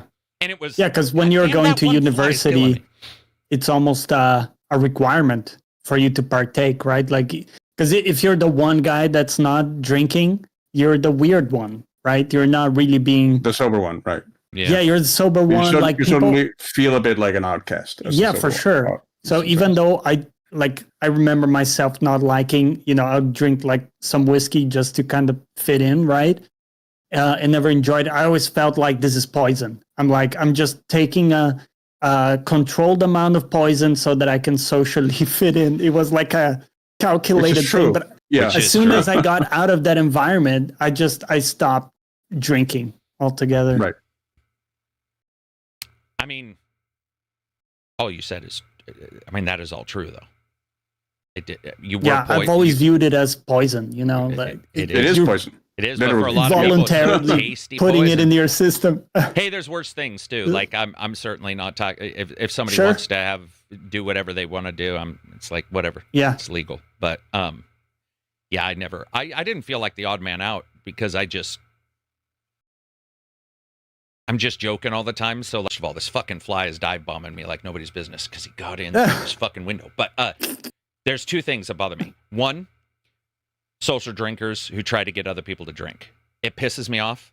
Wyatt, if like somebody's like, "Hey man, have a drink," and the person's like, "No," and they're like, "No, have a drink." The other is dieters who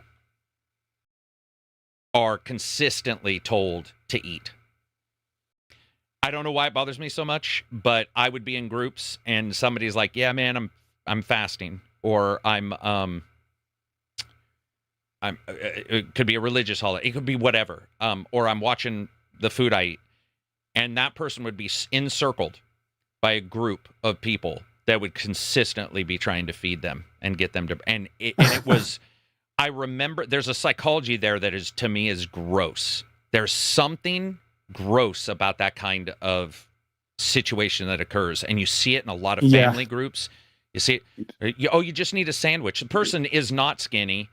They're not emaciated. They're just watching some calories. And, grandmothers do it because they lived through, the Holocaust or through World War I or II. Yeah. That's one thing, right? Put some meat in your bones. Some meat on your bones. I'm not going to lose my shit. But I will lose my shit when, like, I've seen, and I see it a lot of times with groups of friends. Yeah. Peer pressure of like, just one. To your point, the dynamic that really, really pisses me off is when like the peer pressure for the drinking is aimed at like recovering addicts, right? Oh, don't be a party pooper. You can take one beer or whatever. Yeah, like I've heard that one destructive aimed at people. Man, that is nuts. That is nuts. That is a level of that situation. That is a level of betrayal. Like if you do that to a friend, to me, that is a level of sabotage towards a friend that I would find completely unconscionable. If I ever saw a friend doing that, would be. I very much agree. There's a pretty cool study that it was talking about exactly what we're talking about. Like groups of people, peer pressure, but it's the peer pressure we're talking about is like a pattern that's established by somebody and the peer pressure to break it, not just peer pressure to drink, but this kind of stuff. And one of the things that I could not fathom was the number of people who reported positively on this study that they would try to get their friends to basically perform adultery. So it was a big deal. It was like, so it, you know, group of friends, group of guys, group of girls, and how often it is where a group of girls might be out and one girl's getting hit on by a guy and the other girls will legitimately be like, you should just bang him. And they're married. And you're just like, dude, seriously? And how enormous, like the number of people who reported that they had done it or that they thought it was socially acceptable. And I was like, damn, that's pretty crazy, man. It's pretty crazy. You guys ever heard the thing about the ring? If you wear the ring, like people find you more attractive? Like wedding rings? Yeah. Oh. Because you seem unapproachable. Yeah. I wore a bunch. I never get hit on. I think that's a lie. I'm just joking. But yeah, it's that kind of peer pressure thing is definitely odd. Mm. We are at 3 hours, 4 minutes. Do we have any science? That was all science, but do we have any more science stuff before we wrap it up? Anything cool? I love the science stuff. Well, not science stuff. I have maybe a life question. Go for it. I like life questions. Maybe it's a little conceited, but how do you guys handle compliments? Maybe it sounds weird. No, I think it's a great question. Just because that's something I've struggled with throughout my life. With giving or receiving? Receiving. Yeah, I feel that. I mean, I think, Carrick, you're also not the biggest fan. I don't even like this fucking conversation. Yeah, you're uncomfortable. Let me say something, okay? You tell me if you think I'm wrong. I think the world would be a much better place if we were all way more comfortable and regularly giving compliments to people. Correct. Yeah, there's not even a, dude, that's not, to me, that's not even a. You with me there? Yeah. Yeah. So then to flip it, what triggers in you when someone gives you a compliment? Is it that you feel that it's not warranted maybe? Or like they're blowing smoke up your ass? What's the resistance you have when that happens? It's very, very strange. I think a lot of it is culturally ingrained from the Scandinavian mindset, which is rooted in something almost like a British, It's something we in Denmark call the Jantelov, which is basically like, don't think you're better than anybody else. Don't think you're special. Don't think you're someone. So like a humility thing? Yeah, very, very, very, very, very much. It's very much a sort of, you're part of a collective. You're not special, sort of thing. Okay. And that was part of sort of encouraging a tribal mindset that helped us get through the harsh winters. And it sort of lingered into modern times. But I think what happens is, like, I was at a bonfire event over the weekend, or a bonfire night over the weekend with two of my very closest friends. And it was getting very late, and they were like, I was in quite a lot of pain because we had been there for hours. And I think they noticed me wincing or something, but I wasn't saying anything. And then they both told me that I was the strongest person they had ever known, which is really, I mean, they're not the only people to tell me that, but that's always, when I hear that, my initial reaction is always to say, then you should have better friends, or you should meet more people. And that's really dismissive. I didn't say that. I ultimately said nothing. But I really should have just said thank you, I think. But to me, I know so many people who I would consider so much stronger than me that I can't just accept that compliment because it doesn't ring true to me. And it's not that I think they're disingenuous. I just don't think it fits with my own self-image. And not because I think myself weak. I just necessarily don't think myself as the strongest person. I mean, I think also you are taking for granted things that you deal with. That undoubtedly I am. Right? Like when people look at it and, I see like you're in pain and stuff and you're putting up with it, right? So maybe you're coming doing the podcast and stuff like that. That to me is strength. And I think a lot of times we just take for granted because it's our reality. Like I have issues with walking, right? So when I'm out struggling walking, for someone in the outside, that might look like, oh, wow, that guy's really brave. He's like going to, putting himself out there. It's just Tuesday for you, right? But that's just my reality. I wouldn't class myself as strong. So I think there's an element of that. I mean, Carrick, for you, is it like a similar thing where you don't feel like the compliment applies? I think we should make sure we're all talking about the same thing so that, because I already saw some comments about people saying, I would just say thanks. I'm not talking about somebody saying good job, because that's okay. That's great. If somebody said, I like this video. Awesome.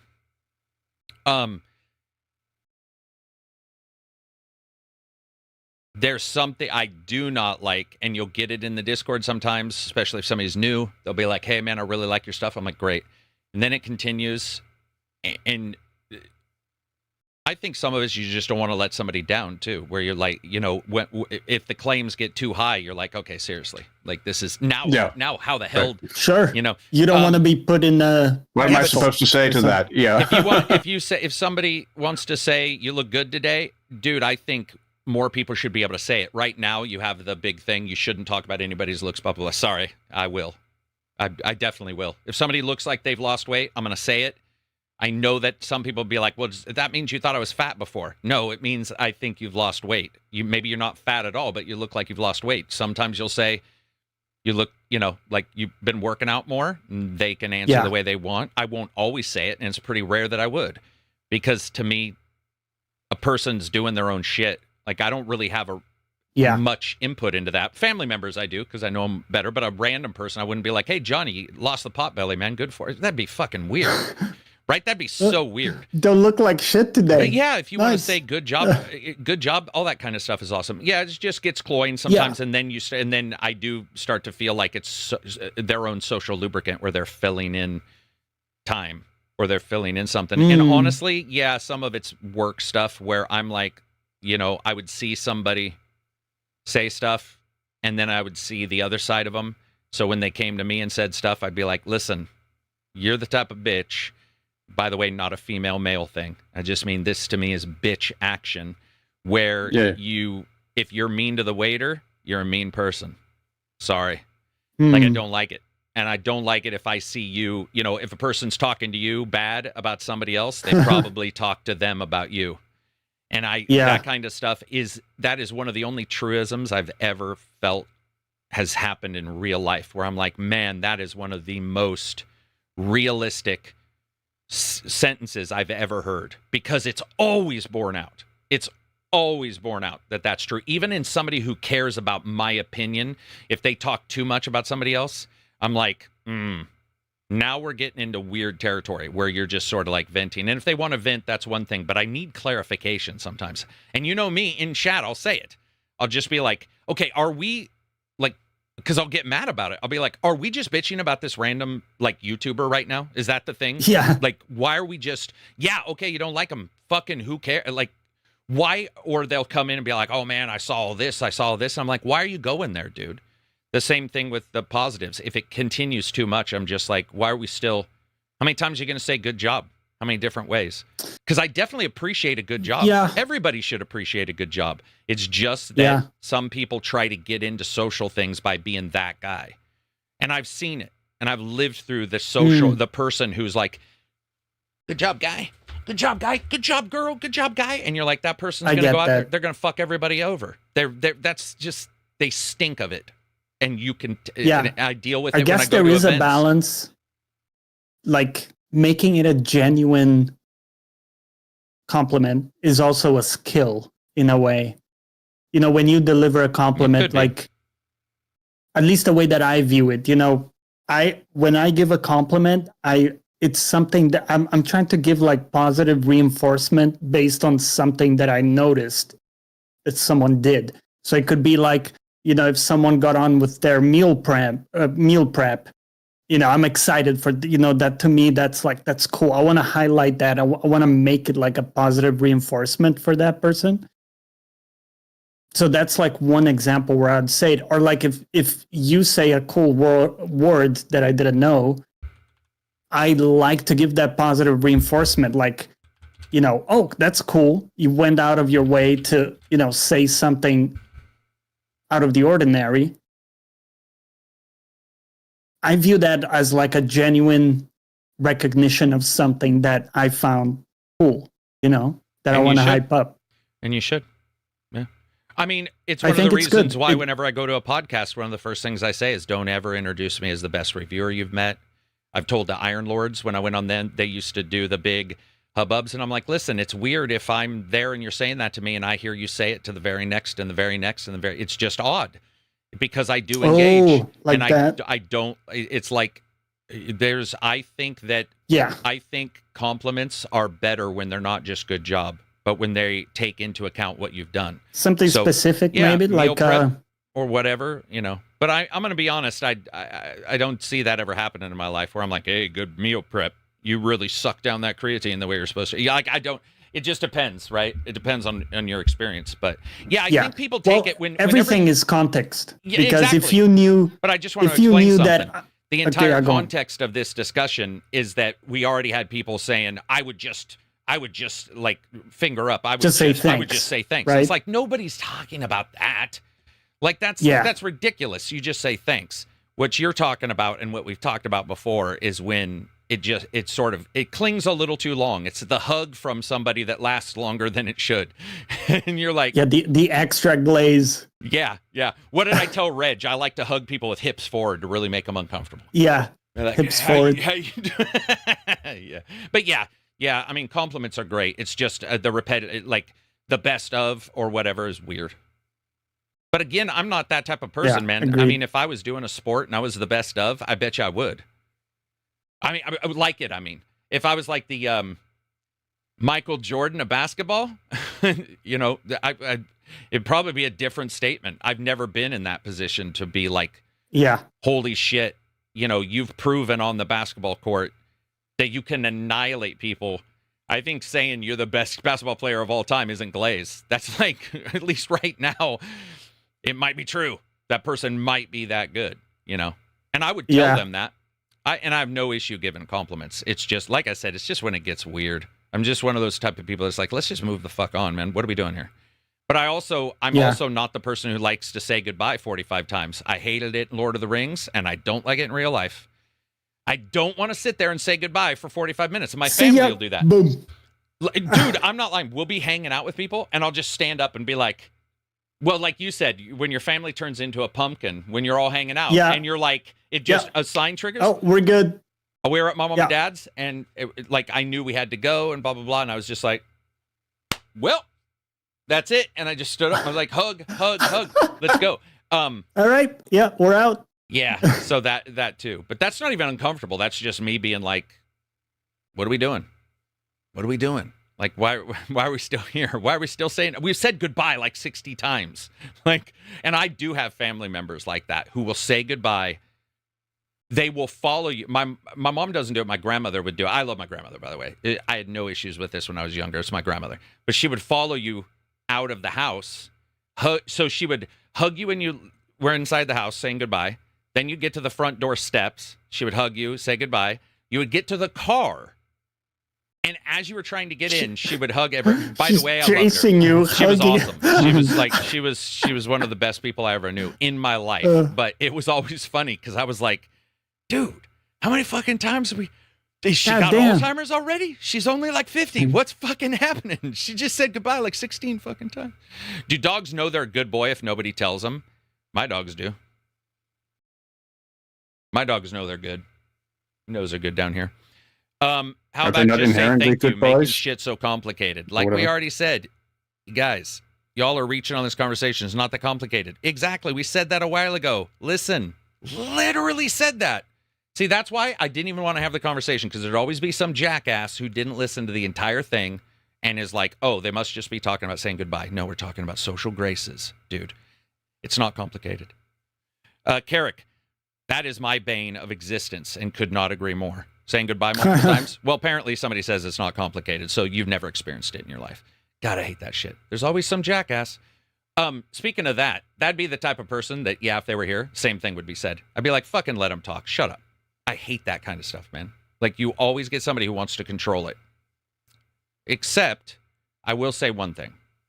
When it's a grandparent or somebody older, I always give them the benefit of the doubt because they had a different life experience than me. Or like, if I met Silver, none of this would be said.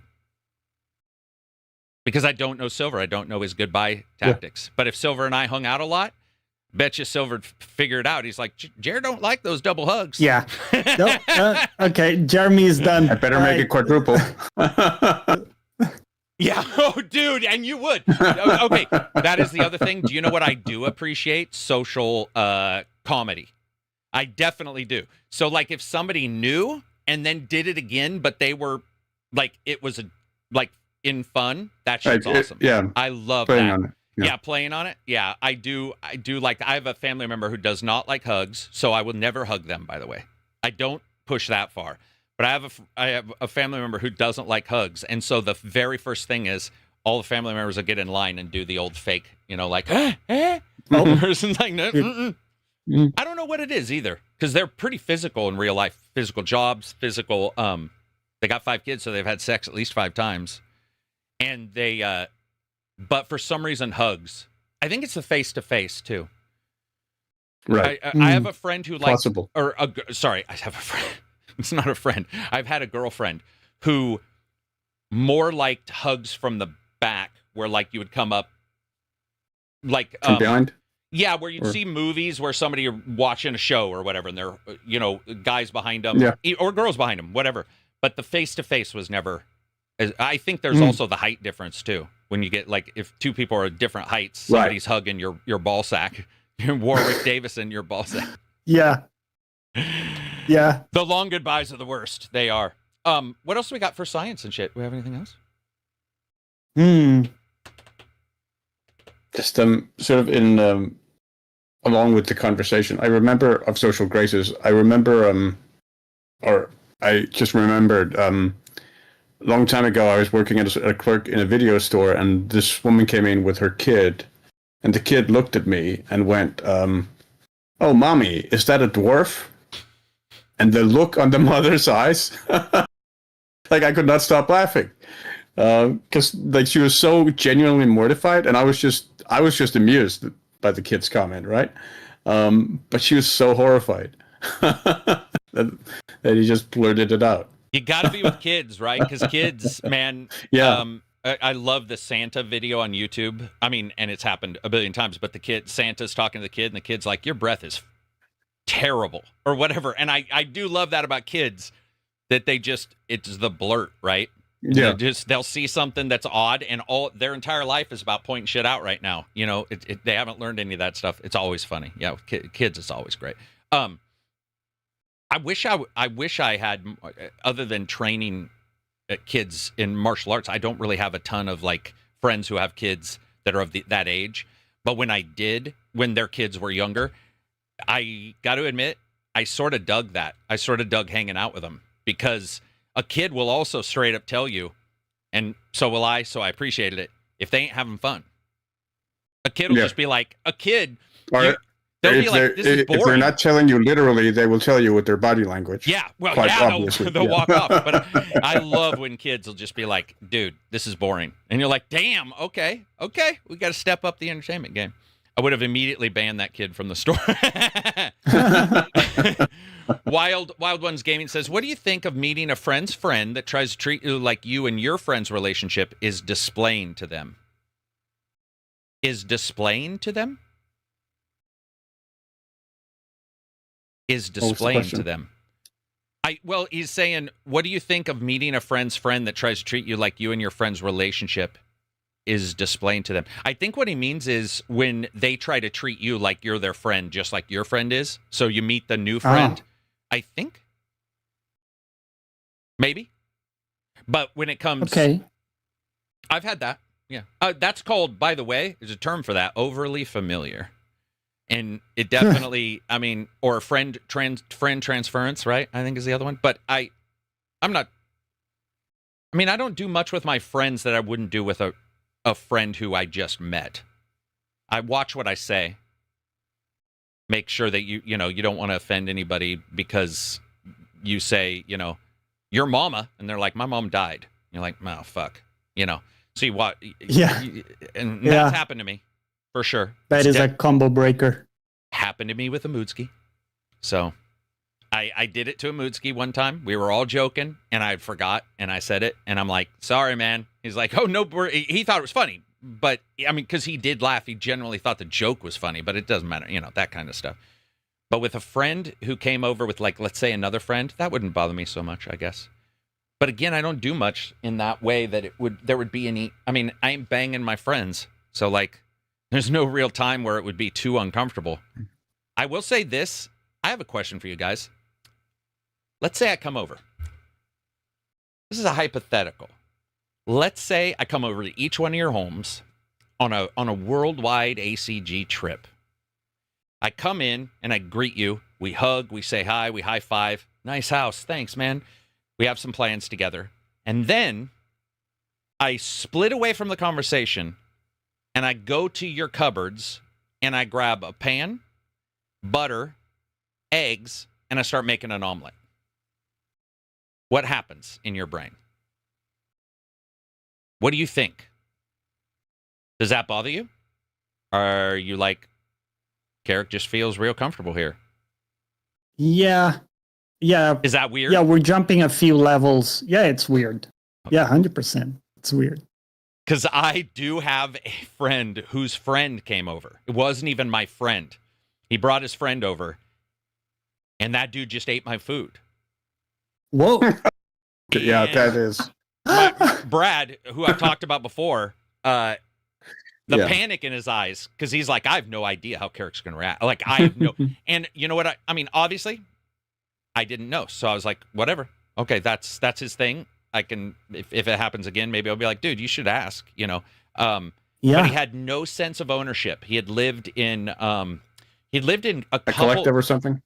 Well, no, weirdly enough, that's actually sort of, but he had lived in one of the multiple island chains where they would take each other's boats and everything was communal, the bikes and the boats. Yeah. And so I just took it as that. I took it as, even though it was my house and it was my eggs and I took it as that. I was like, okay, obviously, he lives a different life than somebody in Oregon. I didn't cause it. I did talk to Brad. Actually, I forgot. Brad did talk to me. He's like, dude, he's like, I'm so sorry. And I'm like, you don't have to apologize. Like, if that's his thing, I can tell him.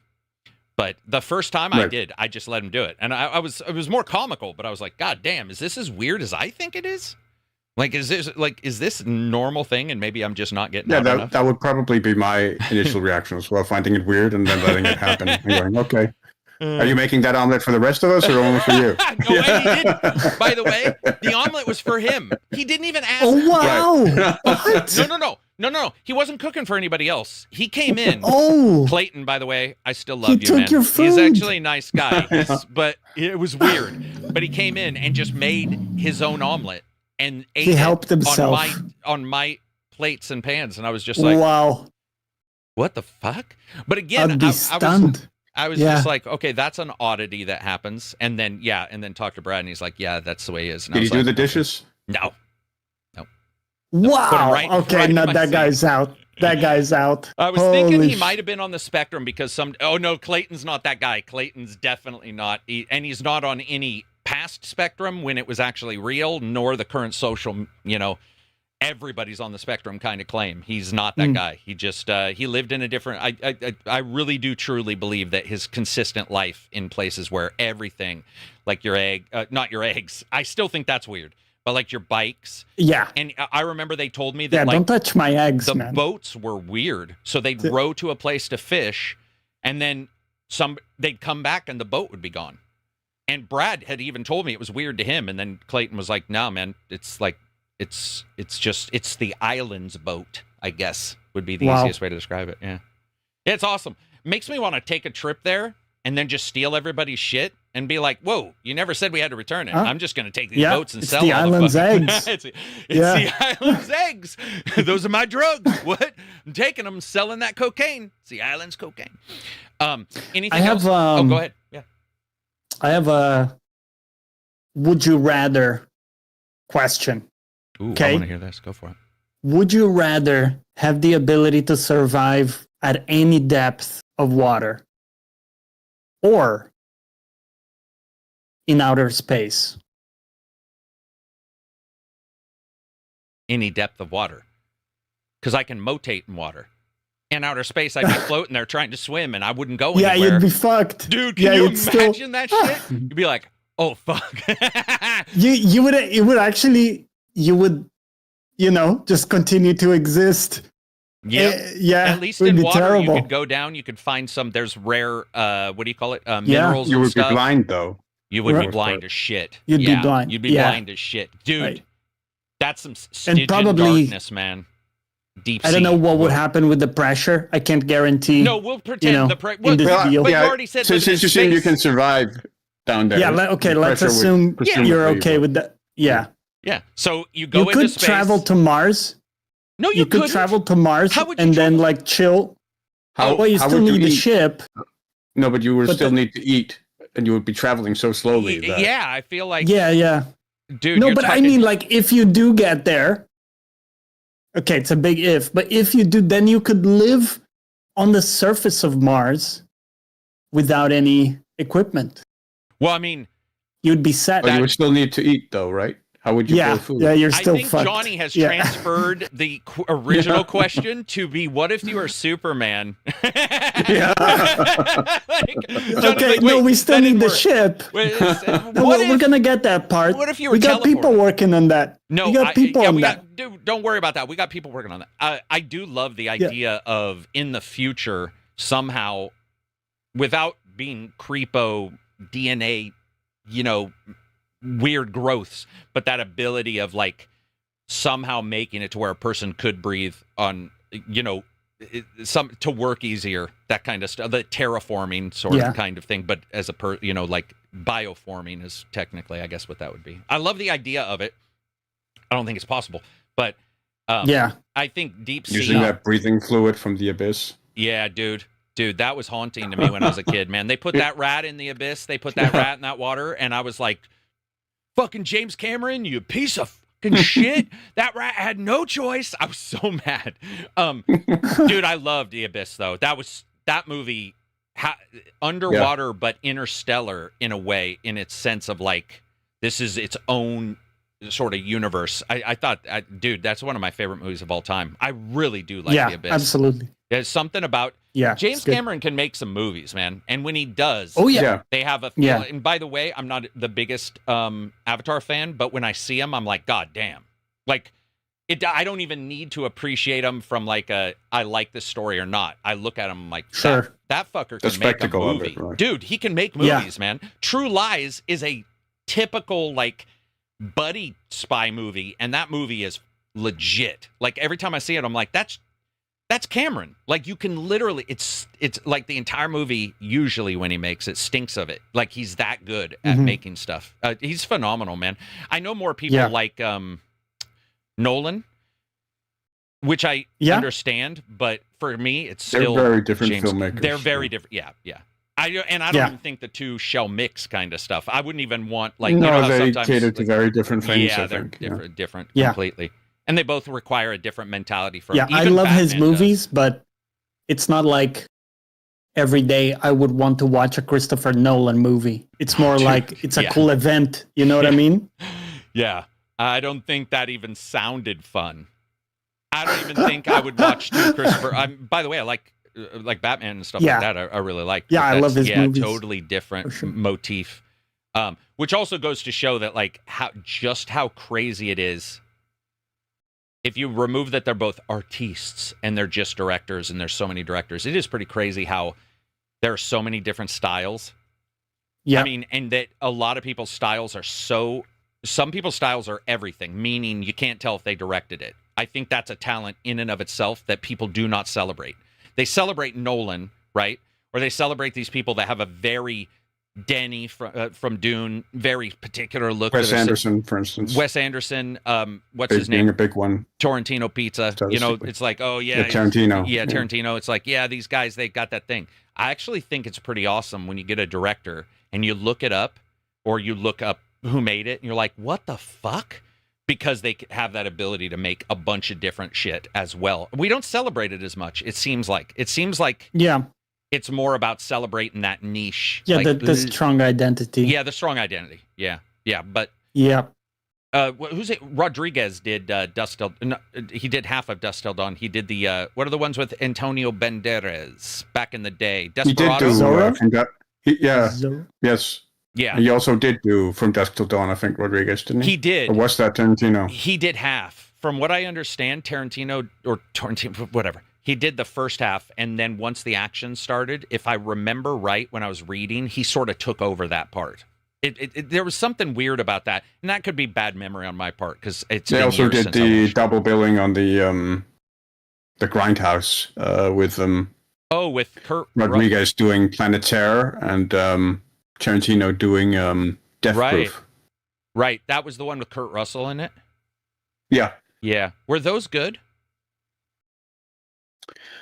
I thought Death Proof was okay. I'm not Okay. generally a super Tarantino fan. Me neither. I think he's a little Yeah. Hit or miss for me. over as well. self-indulgent. But and he's That's a good particularly way to put it. self-indulgent in that film. Okay. Yeah, because even in the good ones, he is self-indulgent. For sure. Listen to this. Listen to the truest sentence that's ever been written in the history of mankind. Watching Nolan movies without headphones means your remote is in your hand for a few hours adjusting the volume consistently. There is no more true. We just watched a Nolan film, and my wife had noticed I had that remote in my hand the entire You're gripping time that to remote. like. What? That's funny. It reminds She's me mumbling. of Netflix has that. Or Yeah, there's something about Yeah. then Vapor says Mumblers. Ridley Scott was great, but I think he lost his mojo. Not any I actually Ridley Scott, I feel like Ridley Scott just does a lot of shit. Like yeah. I mean, he definitely Ridley's on that scale of directors where I think of him as technically different, rather technically brilliant. Yeah. And sort of emotionally dead. Yep. More alive than Lucas. Like there are a lot of his movies I really, really adore. Like I'm probably in the minority who thinks that maybe my favorite movie of his of all time is the director's cut of Kingdom of Heaven. I love Oh, yeah, I Kingdom mean, of- great. I don't care what I love anybody that says. movie. I know that movie Dude, is not necessarily. I'll defend Kingdom, it to the so will ends I. of the earth. And the director's cut is the one I watch. Kingdom of Heaven is Sure. to me is fucking Yeah. just legit as Yeah. a movie. I And don't it's know what funny it is. because I don't know about many like directors cut versions of movies. you Of like course, you more. have like Lord of the Rings extended editions, but I don't know. I don't. What I mean is, I'm not the biggest like film buff right. that will know, like the different but that specific one, I do remember Yeah. liking the, that version. Dude, and I don't even know It's what the great. complaints are. I just know that it's not like genuinely cared for as much as like No, it was- obviously yeah. some of the bigger budget shit he's done. But Yeah. the first time I watched Kingdom of Heaven, I was just like, holy shit, this is just really unique. There was some weird characters in it. There was some Yeah. odd there was some The oddities about it. leper homie was awesome. Edward Norton. Yeah. That was Edward Scary. Norton. Yeah. Oh, really? Yeah, Edward Huh. Norton did I think it was unclaimed when it came out, but it quite quickly you could tell it was Edward Norton. Oh, But yeah. Yeah. He did Yeah, the this- Leper King. scary, and that was good. There was a lot of good parts in that. A lot of good parts. Also, maybe it's because you have Legolas or whatever his name is, and I think a lot of people Orlando Bloom. Bloom, I think a lot of people, including myself, sometimes he just not great.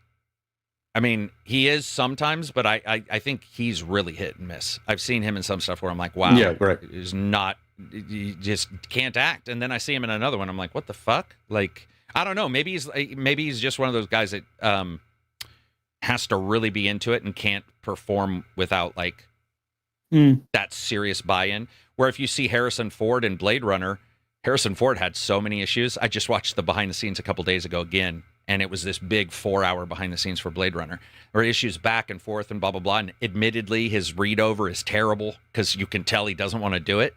But Harrison Ford is not a great actor. I said it. I don't. He's dude. Come on. I think he good in has that. space to be a great actor. I mean, in Mosquito Coast, for instance, Mosquito I think Coast was he's good. Yeah, incredible in River that. Phoenix And I was his think kid. I Is that right? haven't had the chance to see it, but I hear he's amazing, doing amazing work in Shrinking. He is. The the TV Apple show, show, yeah, right? the TV Yeah. show. But okay, listen though, just so you Yeah, know, he's good in Silver, that. I'm pretty sure in Shrinking it's just Harrison Ford. Well, there is the whole Parkinson thing and stuff like that, yeah, from what I gather. yeah, dude, I love him, but I see a lot of Yeah, his he's- stuff, and I'm he's like, But I mean, he has For- been typecast a lot, and he does have his idiosyncrasies with the finger and whatnot for sure. he's got. Mm. Who's the guy who? So okay, Gerard Butler has definitely got a mouth thing. Oh, in every movie, I just did a Gerard Butler weekend, and in every movie, the same, like something about the way he does movements with his mouth when he's talking and when he's like, trying to explain something. Right. Harrison Ford does. There's another one who always does George Clooney. That dude's a bobblehead. He's a bobblehead. Go all the way back to ER. Hey, everybody. My name's George I've fucking never Clooney. noticed Then that. he's in Peacemaker with Nicole Kidman as a fucking high-level military, operator. He couldn't aim the gun. I'm not lying. He's just always. And by the way, I actually think George Clooney is a way better actor than most people give him credit for. But if you watch Oceans 11, 12, 13, and 14, it is a bobblehead with his face on top the entire time. That's so funny. It's- I've never noticed And that you know what's before. funny? It's supposed to show casualness and like a devil, because some people stove up when things get stressful. So I think he took that, but it's always what he does, even when he's stressed. So it's just, Right, he does fidget his head a lot. he does. It's so weird. Heath Ledger always had an idiosyncrasy with a lip smack. Oh, I didn't know that. I know he did for the Interesting. yeah. Oh, Brother Where Art Thou was good though. I did watch that way after everybody else. Yeah, Michael Clayton also phenomenal, and Three Kings he's also pretty good in. I feel like. Oh, Three Kings. I enjoyed Three Yeah. Kings. I know it was like a little loosey goosey as a movie, and it's got Marky Mark and stuff. He's not a great actor, but it was Ice Cube. Also had No, it was who was with him? Spike Jonze No, was no, the no, third. no. It And wasn't I think Spike. I think Ice Cube was there as well. I I thought think it he may have was. been. Yeah. I thought it was Marky Mark, George Clooney, and Ice. I think it was Ice Cube, right? I don't remember that one. Yeah. Three Kings was great. He did really good in Peacemaker too, which is not the greatest movie, and Nicole Kidman, it's just non-acting Nicole Kidman. Listen, sorry. Well, she can act in some, but she also wasn't doing great in that. But actually, Ice Cube was the third. Ice Cube was there, yes. Okay, so Ice Cube, yeah. Three King, dude, you reminded me. I gotta throw that in and watch that again. That was actually very enjoyable. Even when he was Batman, he had the bobblehead. That is correct. There's a scene in Batman where he's talking to somebody and he's threatening them, and he's like, "I will kill you," or whatever he says. And you're like, dude, what are you doing? Anyway, that'll be it for us, unless we have something Excellent. else. We're at 3 hours and 40. Do we have anything? No. Okay, that'll be it for us. No, hope I you think we guys- covered it. Ice Cube. What are we talking about? Are we there yet? Anyway, I hope you guys all enjoy the rest of your weekend. Play some games. Come into the Discord if you get a chance. If not, peace out, man. Thank you very much for watching the podcast. Take care. Take care. That was a blast. How do I Whew. close this fucking thing? Dude, I have two. Wait. I'm not closing it for a second. Wait. Give me 1 second, everybody, because I might have something to read here. Just 1 second. How do I see? Give me 1 second. Top fans, maybe? It does look like YouTube. Did I read everybody's super chats? I just want to make sure, because my email crows. No. All right. We're good to go. Anyway, that's it for us. Hope you guys enjoy the rest of your week. Take care. Bye. And YouTube won't let me stop the fucking stream.